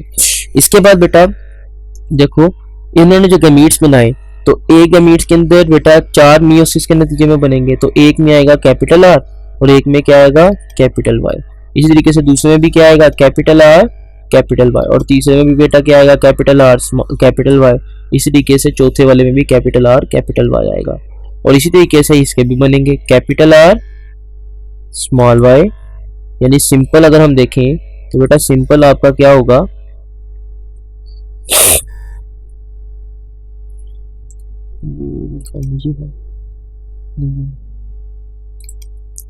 सिंपल अगर हम बेटा देखें तो सिंपल हमारे पास क्या होगा कि मियोसिस के नतीजे में जोड़े बनेंगे और वो कैसे होंगे, कैपिटल आर, फिर उसके बाद कैपिटल वाई, और फिर इसी तरीके से दोबारा बनेगा कैपिटल आर, कैपिटल वाई। यानी कैसे होगा, बिल्कुल सिंपल मेथड है। कैसे, आपका जो पहले वाला आर है ये पहले वाले वाई के साथ, फिर पहले वाला आर दूसरे वाले वाई के साथ, इस तरीके से दूसरे वाला आर पहले वाले वाई के साथ, और फिर दूसरे वाला आर दूसरे वाले वाई के साथ। इसी तरीके से ये सारे के सारे जोड़े बनेंगे। अब होगा क्या, ये सारे के सारे जो है वो स्ट्रक्चर ऐसे ही बन गए। अब ये जब सारे के सारे स्ट्रक्चर ऐसे बन गए, देखें capital R, small R, capital Y, small Y, तो कॉमन हमारे पास क्या आ गया, capital R, small R, capital Y, small Y. यानी कि हमारे पास जो फैमिली 1 आई, जो पहली जनरेशन आई, वो सारी की सारी क्या थी, राउंड और येलो थी। इसके बाद बेटा सेल्फ क्रॉस करवाने की जब हमें इजाजत दी गई, तो उसके बाद क्या हुआ, इन दोनों ने आपस में क्या किया, क्रॉस किया। इन दोनों का आपस में क्रॉस करवाया गया, यानी कि कैपिटल आर फिर कैपिटल वाई, फिर कैपिटल आर, स्मॉल वाई। इसी तरीके से स्मॉल आर, कैपिटल वाई, फिर इसके बाद स्मॉल आर, स्मॉल वाई। यानी कि मेल के गैमीट तो ये बनेंगे, पहले कैपिटल आर का कैपिटल वाई के साथ, फिर कैपिटल आर का स्मॉल वाई के साथ, स्मॉल आर का कैपिटल वाई के साथ, स्मॉल आर का स्मॉल वाई के साथ। इसी तरीके से फीमेल का गैमीट्स भी बेटा यही होंगे, क्योंकि हमने दोनों एक जैसों का क्रॉस करवाया। तो capital R small Y capital Y के साथ, कैपिटल आर स्मॉल वाई के साथ, स्मॉल आर कैपिटल वाई के साथ, और स्मॉल आर स्मॉल वाई के साथ। और आगे बिल्कुल इसी तरीके से हम क्या करते जाएंगे, अरेंज करते जाएंगे, capital R, capital R, capital Y, capital Y. इस तरीके से बेटा ये देखें, कैपिटल आर, ये वाला capital R, capital Y, small Y, ये यहाँ पे लिख देंगे। इसी तरीके से आगे वाला देखें, ये है कैपिटल आर, ये है स्मॉल आर, ठीक हो गया, कैपिटल वाई, कैपिटल वाई। इसी तरीके से ये सारा का सारा टेबल हम फिल कर लेंगे। और फिर हम जब देखेंगे तो उसके अंदर बेटा रेशो हमारे पास क्या आएगी फिनोटाइप की, वो हम देखेंगे वो आएगी राउंड येलो के लिए 9 आपके पास आएंगे। इसी तरीके से राउंड ग्रीन के लिए आपके पास 3 आएंगे, 3 आएंगे। रिंकल्ड येलो के लिए आपके पास 3 आएंगे। रिंकल्ड ग्रीन के लिए आपके पास सिर्फ और सिर्फ एक बीज जो है वो आएगा। तो फिनोटाइप की जो बेटा रेशो होगी वो क्या होगी 9:3:3:1 होगी। अब जीनोटाइप की अगर हम बेटा बात करते हैं तो हमारे पास ये कंडीशन होगी round yellow, capital R capital R capital Y capital Y, तो ये हमारे पास सिर्फ एक आएगा। इसी तरीके से capital R small R small R small Y ये भी हमारे पास क्या आएगा एक आएगा, जो कि हमारे ट्रू ब्रीड होंगे।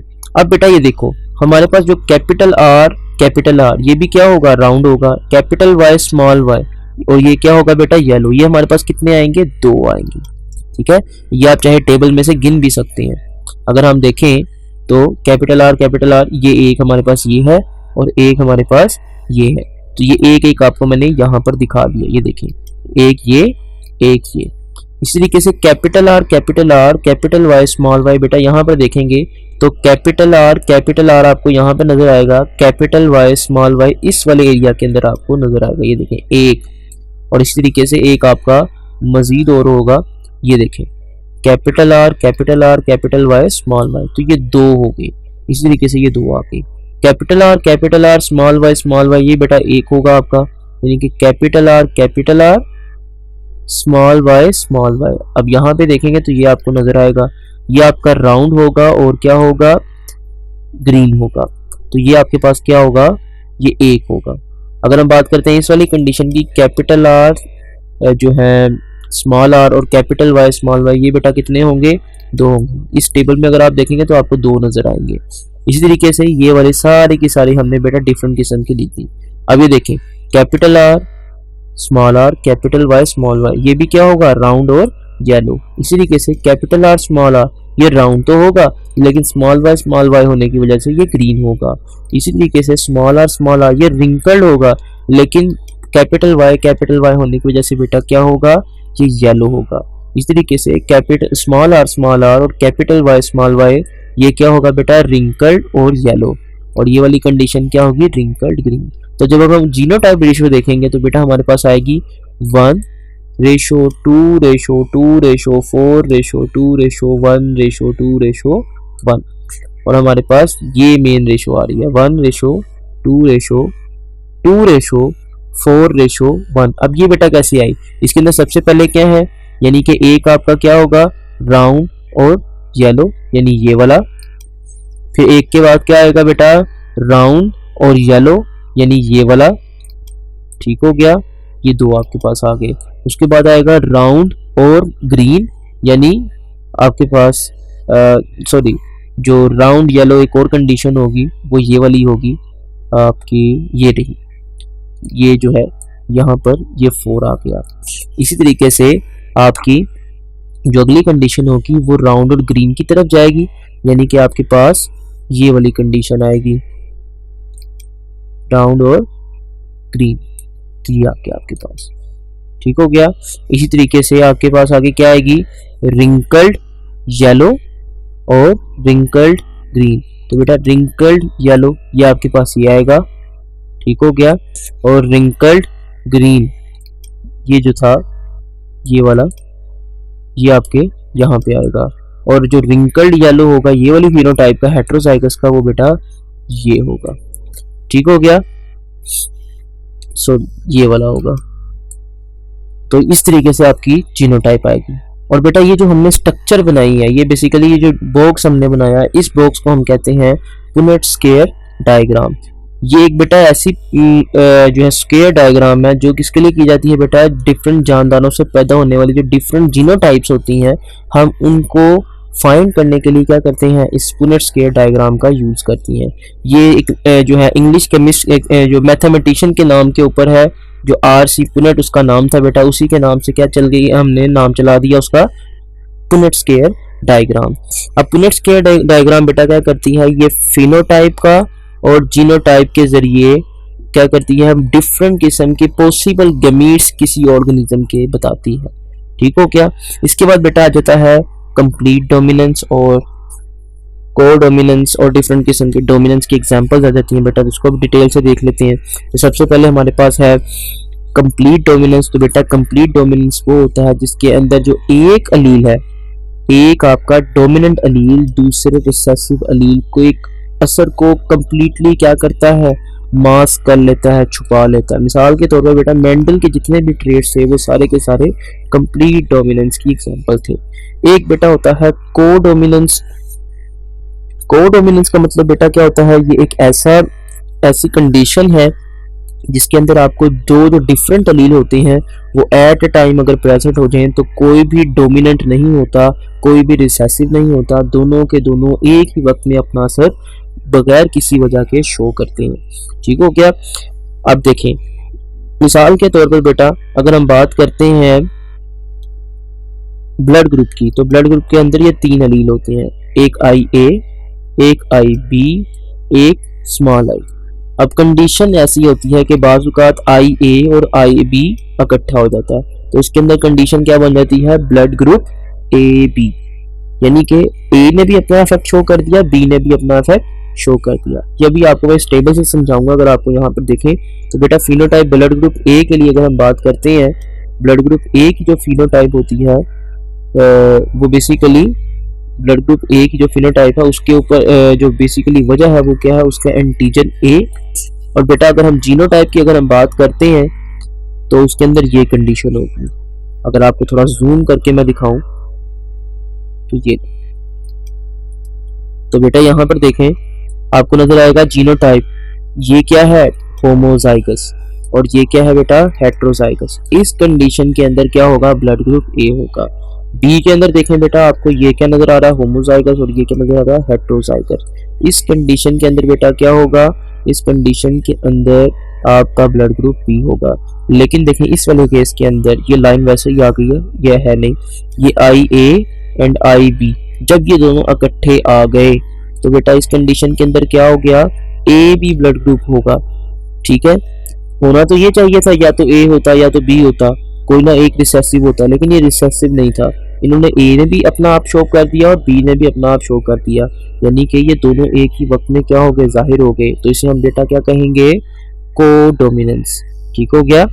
इस तरीके से ये यहाँ पर होगा स्मॉल आई, ये कैपिटल आई हो गया, मेरे ख्याल में कंप्यूटर ने कैपिटलाइज कर दिया, तो यहाँ पर होगा स्मॉल आई स्मॉल आई।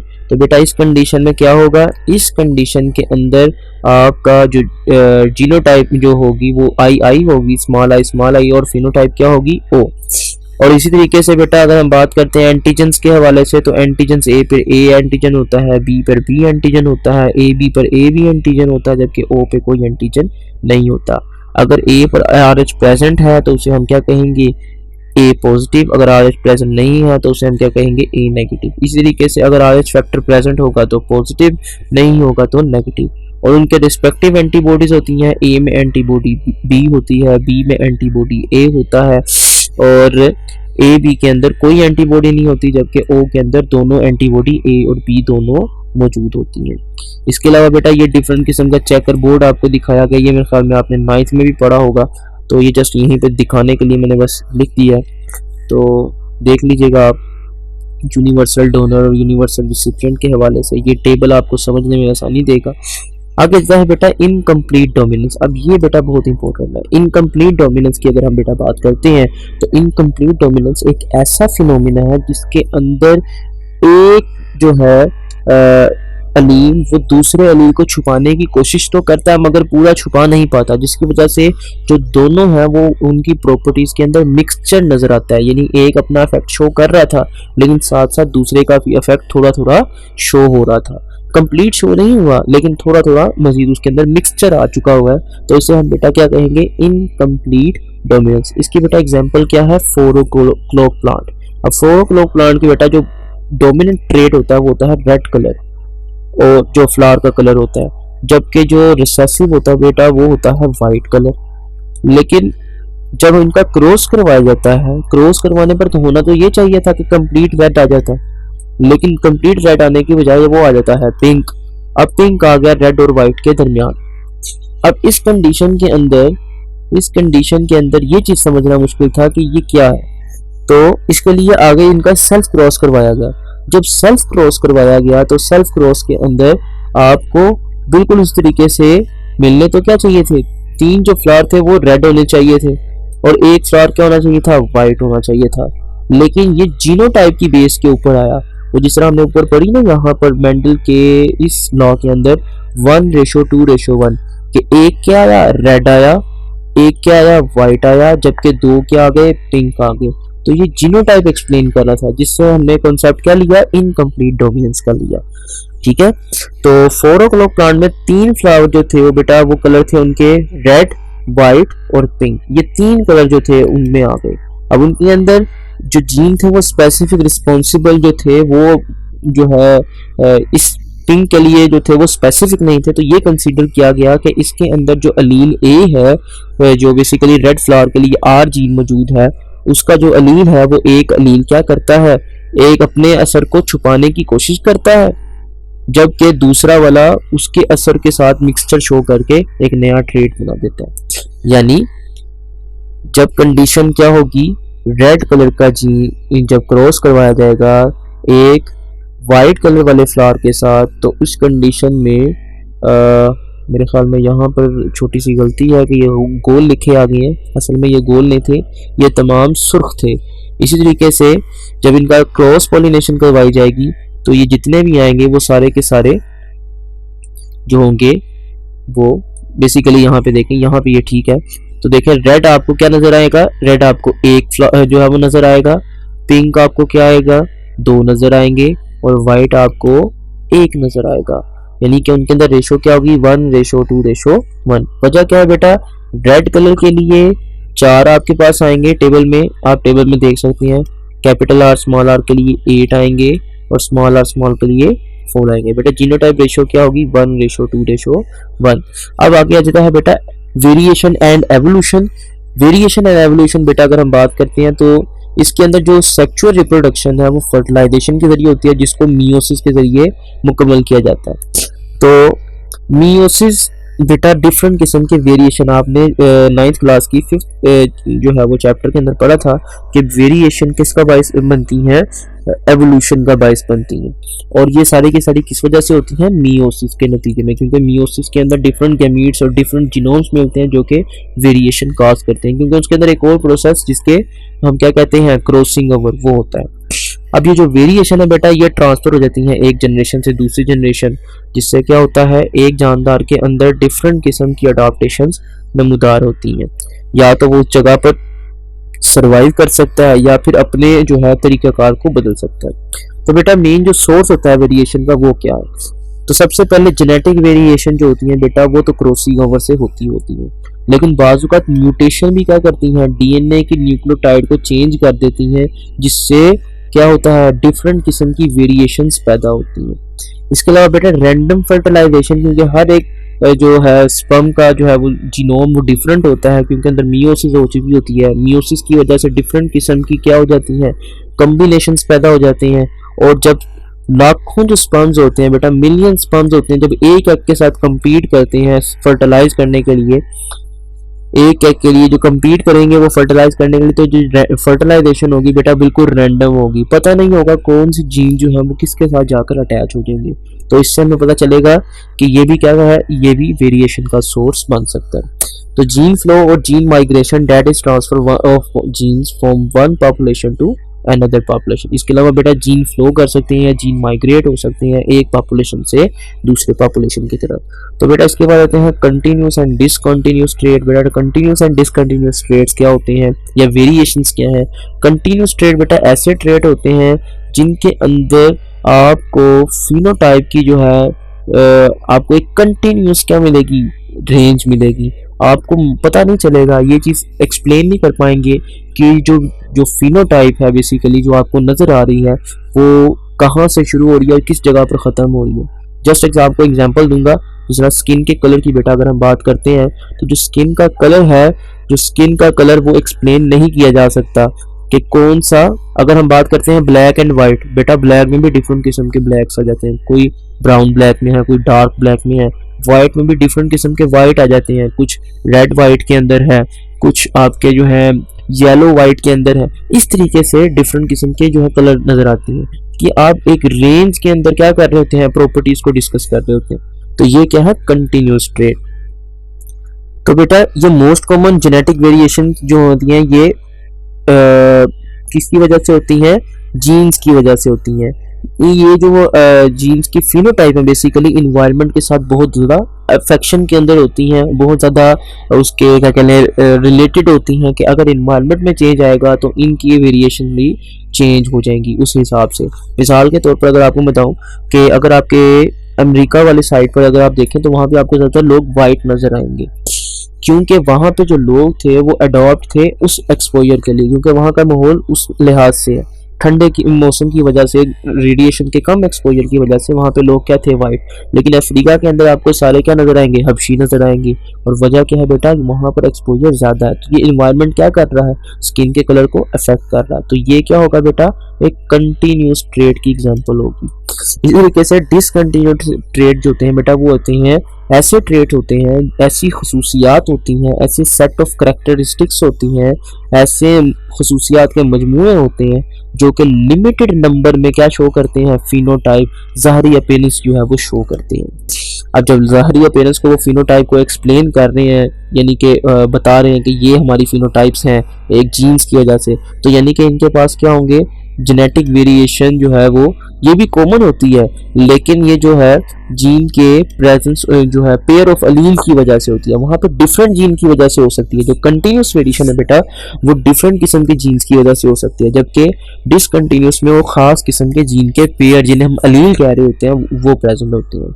जबकि कंटिन्यूस में हमने देखा था बेटा वो बहुत ज़्यादा अफेक्ट होती थी इन्वायरमेंट से, जबकि डिसकंटिन्यूस बहुत कम इन्वायरमेंट से अफेक्ट होती है।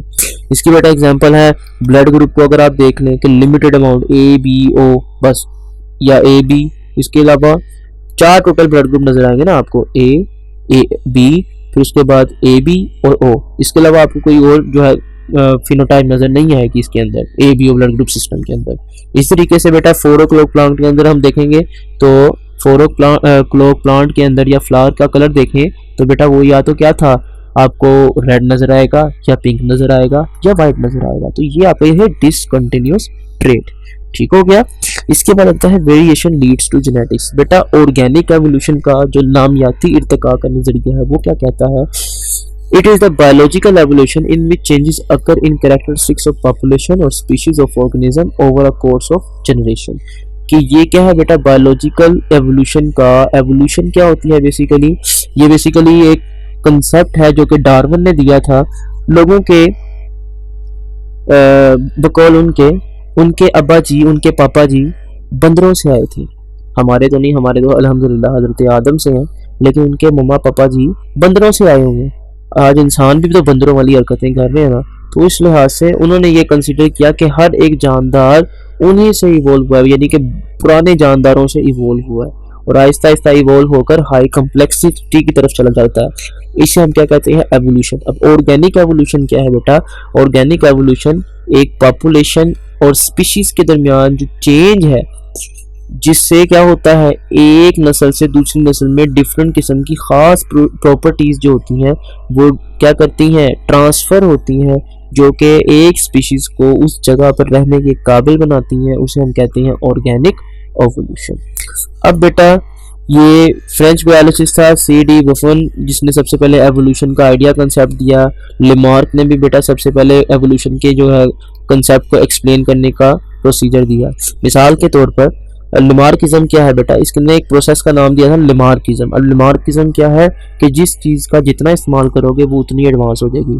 हाथ का इस्तेमाल करोगे हाथ एडवांस हो जाएंगे, पाँव का इस्तेमाल करोगे पाँव एडवांस हो जाएंगे, मसल का एडवांस करोगे यूज़ करोगे ज़्यादा तो मसल एडवांस हो जाएंगे, और इसी तरीके से अगर दिमाग का इस्तेमाल करोगे तो दिमाग एडवांस हो जाएगा, और इसी तरह अगर ज़बान का इस्तेमाल करोगे तो बेटा ज़बान तेज़ हो जाएगी, सॉरी ज़बान ज़्यादा एडवांस हो जाएगी।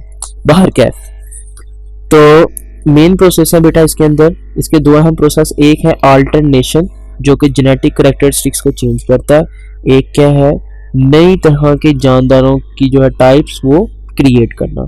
जब वेरिएशन होती है बेटा डिफरेंट किस्म के कम्बिनेशन जो है वो बनते हैं जाइगोट में, जो कि डिफरेंट किस्म की प्रॉपर्टीज को साथ लेकर जाते हैं, जिससे क्या होती है डिफरेंट किस्म की जो है कम्बिनेशन आने की वजह से डिफरेंट किस्म की अडाप्टेशंस बनती हैं कि एक माहौल के अंदर जानदार सरवाइव कर सकता है। अगर हम बात करते हैं बेटा ह्यूमन केस के अंदर, अब आपको ये नंबर लिखा, ये तो मुझसे पढ़ा भी नहीं जा रहा, पता नहीं क्या है, इकाई, दहाई, सैकड़ा, हज़ार, 10,000, लाख, 10 लाख, करोड़, 10 करोड़, अरब, 10 अरब, खरब, 10 खरब, आगे पता नहीं कौन सा खरब, तो यानी 70 खरब 36 अरब 87 करोड़ और 44 लाख 17 नहीं 44 लाख तो नहीं, मेरे ख्याल में कुछ और ही बन जाता है, पता नहीं ये क्या नंबर है, बाहर क्या, इसे पढ़ लीजिएगा एक बार। यानी कि इतने ज़्यादा कम्बिनेशन बन सकते हैं। अगर सिर्फ ह्यूमंस की बात करें तो अगर एक ह्यूमन बेटा क्या कर सके, इतने बच्चे पैदा कर सके, वो मैं जस्ट एग्जांपल दे रहा हूँ, मैं किसी को कह नहीं रहा कि कोई पैदा करने की कोशिश करे, लेकिन एग्जांपल दे रहा हूँ कि देखें अगर एक जानदार एक इंसान अगर इतने बच्चे पैदा करे तो हर एक बच्चा एक दूसरे से बिल्कुल अलग जीनोम रखता होगा। तो ये एक्सप्लेनेशन है कि इतनी कॉम्बिनेशन वैरायटीज आती हैं हमारी बॉडी के अंदर, बाहर क्या। तो इसके बाद बेटा एवोल्यूशन की डिफरेंट किस्म की स्टडीज आ जाती हैं। तो सबसे पहले थ्योरी ऑफ स्पेशल क्रिएशन, बेटा ये थ्योरी है कि खुसूसी तख्लीक का नज़रिया ये क्या कहता है कि जी हर एक जानदार को जो आज मौजूद है ऐसे ही अल्लाह ताला ने पहले जो है ज़मानों में वक्त जब उसका वक्त था उनको क्या कर दिया, पैदा कर दिया। इन्हें उसने क्या कहा, थ्योरी ऑफ स्पेशल क्रिएशन, कि हर जानदार को जैसे अब वो आज मौजूद हैं बिल्कुल ऐसे ही कुछ 100 साल पहले क्या कर दिया गया था, पैदा कर दिया गया था बेटा। क्योंकि इस थ्योरी का सिर्फ रिलीजियस और फिलोसफिकल पर्सपेक्टिव था, इसी वजह से इसको रिजेक्ट कर दिया गया, इसको माना नहीं किया, क्योंकि इसका कोई साइंटिफिक एविडेंस नहीं था। क्योंकि साइंस तो बेटा क्या है, सबूत की भूखी। खैर वो जिन्नात एक्सप्लेन नहीं कर सकती, वो कहते जिन नहीं होते, बाहर क्या मजहबी बातों के ऊपर रह जाती। साइंस तो बेटा लॉजिक मानती है। तो 1838 के अंदर चार्ल्स डार्विन ने बेटा क्या किया, ऑर्गेनिक एवोल्यूशन का कंसेप्ट को एक्सप्लेन किया। उसने एक जो है जो थ्योरी थी, उसने एक थ्योरी को एक्सप्लेन किया जिसको कहा उसने theory of natural selection creation, के natural selection, basically natural creation नहीं या नेचुरल सिलेक्शन। तो नेचुरल सिलेक्शन या नेचुरल क्रिएशन बेटा ये उसने इसे ये क्या कहा कि ऐसी थ्योरी है जिसके अंदर डिफरेंट किस्म के जो जानदार हैं, थ्योरी ऑफ नेचुरल सिलेक्शन के अंदर क्या है या नेचुरल क्रिएशन के अंदर क्या है कि नेचर क्या करती है, क्रिएट करती है डिफरेंट किस्म के कम्बिनेशन जो कि क्या होते हैं, बाद में सिलेक्ट होते हैं और फिर बाद में आके एक नस्ल से दूसरी नस्ल में ट्रांसफ़र होते हैं, जो कि एवोल्यूशन का बाइस बनते हैं। इसके बाद उसने अपना जो है एक जो है बुक को भी शाया किया और उसके बाद बेटा बहुत काफ़ी अरसे तक इसकी थ्योरी को जो है वो एडवांसेस के लिए देखा गया, लेकिन बाद में इसे रिजेक्ट कर दिया गया क्योंकि इसके अंदर बहुत सारी ऐसी चीज़ें थी जिनको अभी सही तरीके से एक्सप्लेन नहीं किया गया था। लेकिन हाँ, बहुत सारा जो कंसेप्ट था वो अच्छे तरीके से एक्सप्लेन हो चुका हुआ था। फिर उसके बाद मॉडर्न थ्योरी आई एवोल्यूशन के ऊपर, जिसने डार्विन की थ्योरी को बहुत ज़्यादा सपोर्ट किया और उसने क्या किया, उसने इसके साथ साथ जेनेटिक्स को भी क्या करना शुरू कर दिया, एक्सप्लेन करना शुरू कर दिया। जब जेनेटिक्स डार्विन की थ्योरी के साथ मिली तो डार्विन की थ्योरी में जैसे कि जान सी आ गई वैसे बन गई। तो इसके बाद बेटा मैकेनिज्म ऑफ एवोल्यूशन या नेचुरल सिलेक्शन की बात करती हैं। तो बेटा एवोल्यूशन कैसे हुई, जितने भी बेटा तकरीबन आपके पॉपुलेशन के अंदर वेरिएशन कैरेक्टरिस्टिक्स जो है वो उनके मेंबर के अंदर कैरेक्टरिस्टिक्स या वेरिएशंस की वजह से होती है।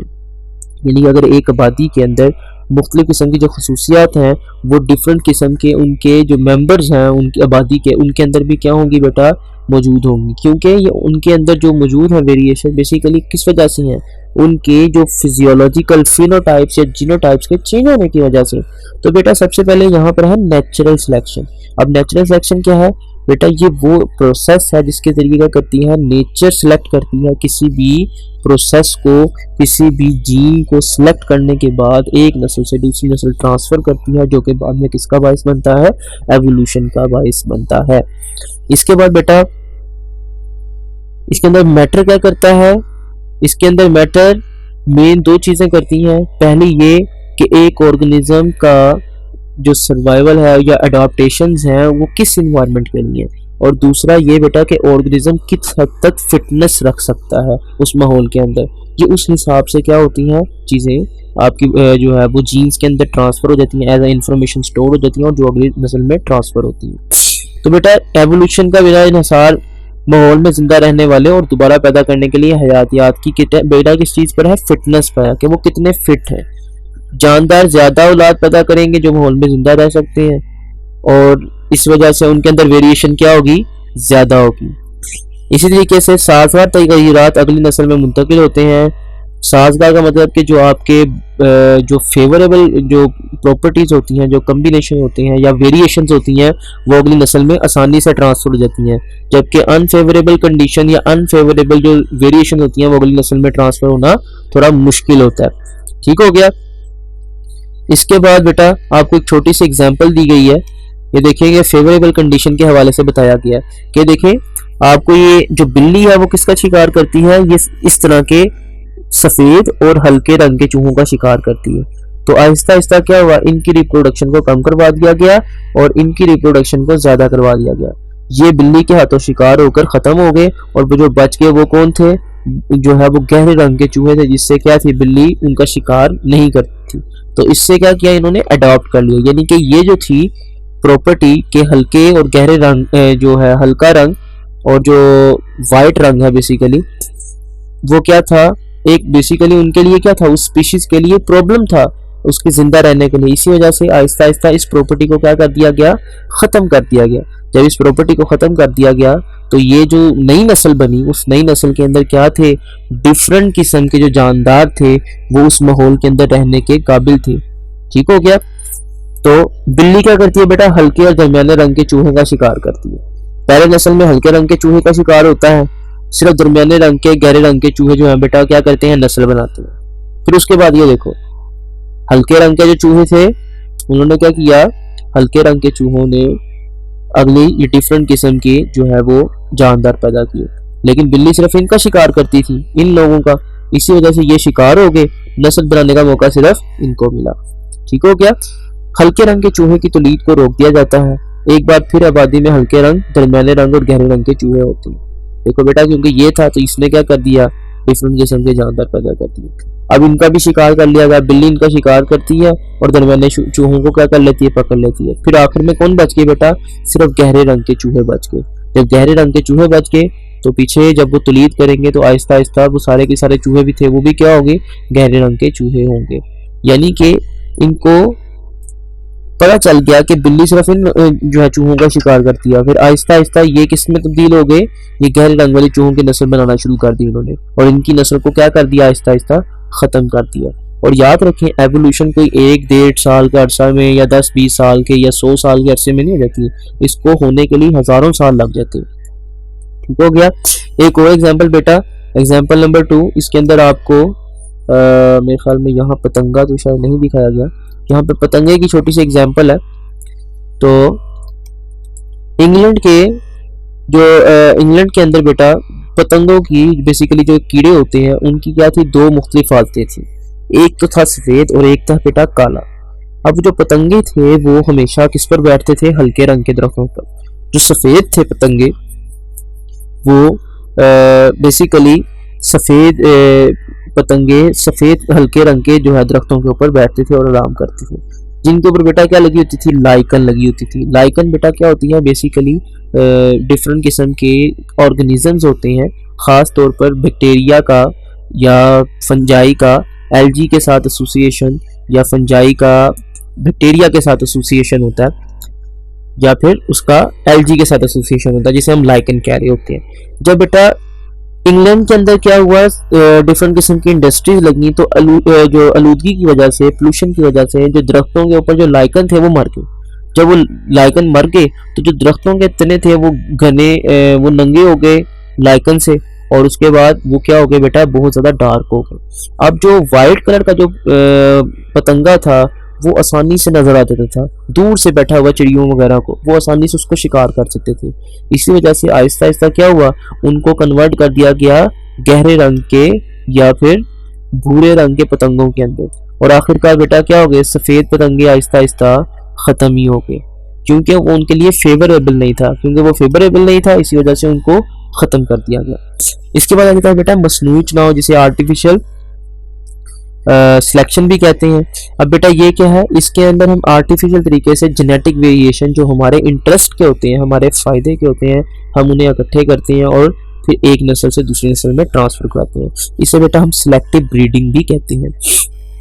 आर्टिफिशियल सिलेक्टर सबसे पहले बेटा एक जो है फारस के रहने वाले एक मुस्लिम साइंसदान ने दिया था, अबू रेयान बेरूनी ने 11वीं सेंचुरी के अंदर, यानी कि 11वीं सदी के अंदर ये जो है इसने दिया था, और चार्ल्स ने भी इस जो है चीज को अपने बुक के अंदर थ्योरी ऑफ नेचुरल सिलेक्शन के अंदर भी यूज किया था। अब होता क्या है बेटा, डिफरेंट किस्म के जो जानदार हैं वो आज डेवलप कर लिए गए हैं, किसके जरिए, आर्टिफिशियल सिलेक्शन के जरिए।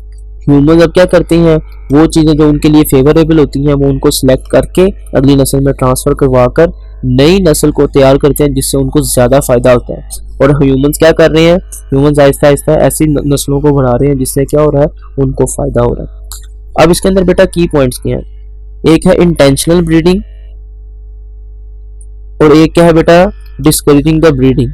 इंटेंशनल ब्रीडिंग बेटा क्या है, ऐसे जानदारों की आप अफजाइश बढ़ा दें, ऐसे जानदारों की ब्रीडिंग बढ़ा दें, ऐसे जानदारों की जिनसी तौलीद बढ़ा दें जो आपके लिए क्या है, फेवरेबल है। उन दोनों का आपस में रिलेशन को मजबूत रखने के लिए उनकी ब्रीडिंग ज़्यादा तेज करवा दें। जबकि ऐसे जानदार जो कि ख़राब पैदावार दे रहे हैं, आप उनको क्या करें, उनकी जो ब्रीडिंग हो उनको डिस्करेज करवा दें। मिसाल के तौर पर ऐसी एक नस्ल है, फर्ज कर लें, एक पौधों की कह लें या फिर किसी जानवर की कह लें, जो कि ना ज़्यादा अच्छा दूध देती है, ना ज़्यादा जल्दी ग्रो करती है, ना ज़्यादा गोश्त देती है। तो इस कंडीशन में आपने क्या किया, इनकी जो थी ब्रीडिंग को डिस्करेज करवा दिया। जबकि ऐसे जानदार जिनके अंदर क्या थी, बहुत ज़्यादा खुराक भी मौजूद थी, बहुत ज़्यादा जो है वो गोश्त भी देते थे और बहुत ज़्यादा दूध भी देते थे, आपने उनका क्या किया, उनकी ब्रीडिंग को तेज़ करवा दिया। तो ये चीज़ें होती हैं। तो बेटा ब्रीड्स क्या होती हैं, ब्रीड्स क्या हैं, ऐसे जानदार जिनकी सिलेक्टिव ब्रीडिंग करवाई जाती है बेटा, उन्हें हम ब्रीड्स कहते हैं, जिस तरह के बफलो, हैन वगैरह डिफरेंट किस्म के। और बेटा कल्टीवोर्स क्या होते हैं, वैरायटीज या कल्टीवोर्स उन्हें क्या कहते हैं बेटा, वैरायटीज या कल्टीवोर, ऐसे जानदार जो ब्रीडिंग के लिए तैयार होते हैं उन्हें हम ब्रीड्स कहते हैं। और जो नए जानदार इनसे पैदा होते हैं बेटा, उन्हें हम क्या कहते हैं, ब्रीडर कहते हैं। ठीक हो गया, और या ब्रीड्स कहते हैं, सिंपल। एक ब्रीडर भी यूज होता है वर्ड। ब्रीडर बेटा क्या होते हैं, जो जानदार की ब्रीड करवाई जा रही है। मिसाल के तौर पर हमारे पास एक भैंस थी जिसकी हम चाहते हैं कि ये दूध अच्छा देती है, और एक जो है वो भैंसा था जो बेसिकली नर भैंस था, वो क्या करता था, वो ज़्यादा गोश्त देता था। तो हमने चाहते हैं कि एक ऐसी नस्ल पैदा हो जिसके अंदर दूध भी ज़्यादा हो, गोश्त भी ज़्यादा हो। तो हमने दोनों की आपस में ब्रीड करवा दी। तो ये दोनों जो आपस में ब्रीड करेंगे ये क्या होंगे, ब्रीडर। जो नई नस्ल पैदा होगी उन्हें हम क्या कहेंगे, ब्रीड। ठीक हो क्या।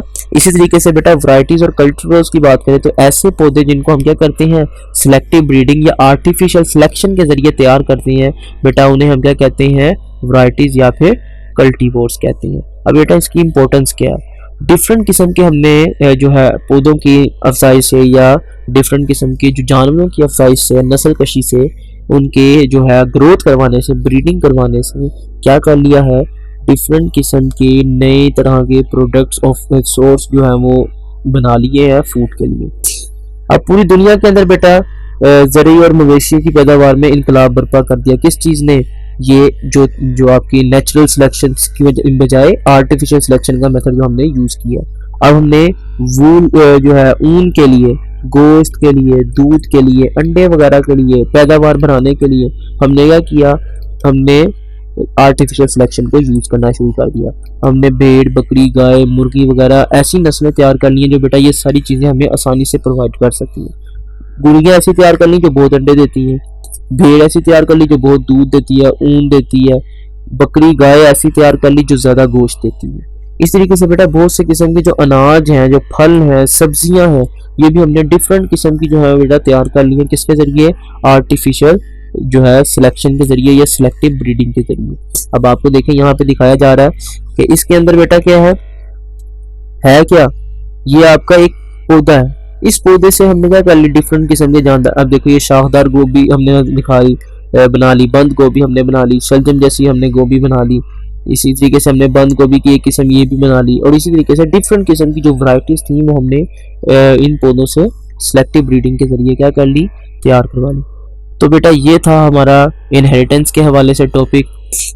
तो इंशाल्लाह अगली वीडियो के अंदर हम 17 चैप्टर को 17 नहीं, आई थिंक मेरे ख्याल में ये मैनर एंड एनवायरनमेंट वाला चैप्टर है, हम उसको इंशाल्लाह डिस्कस करेंगे इकोसिस्टम से रिलेटेड। तो तब तक के लिए अल्लाह हाफिज़, खुश रहें, आबाद रहें, थोड़ा थोड़ा बीच में पढ़ते रहें ताकि आपको ये वाली चीज़ें जो है वो आसानी से समझ आती रहें।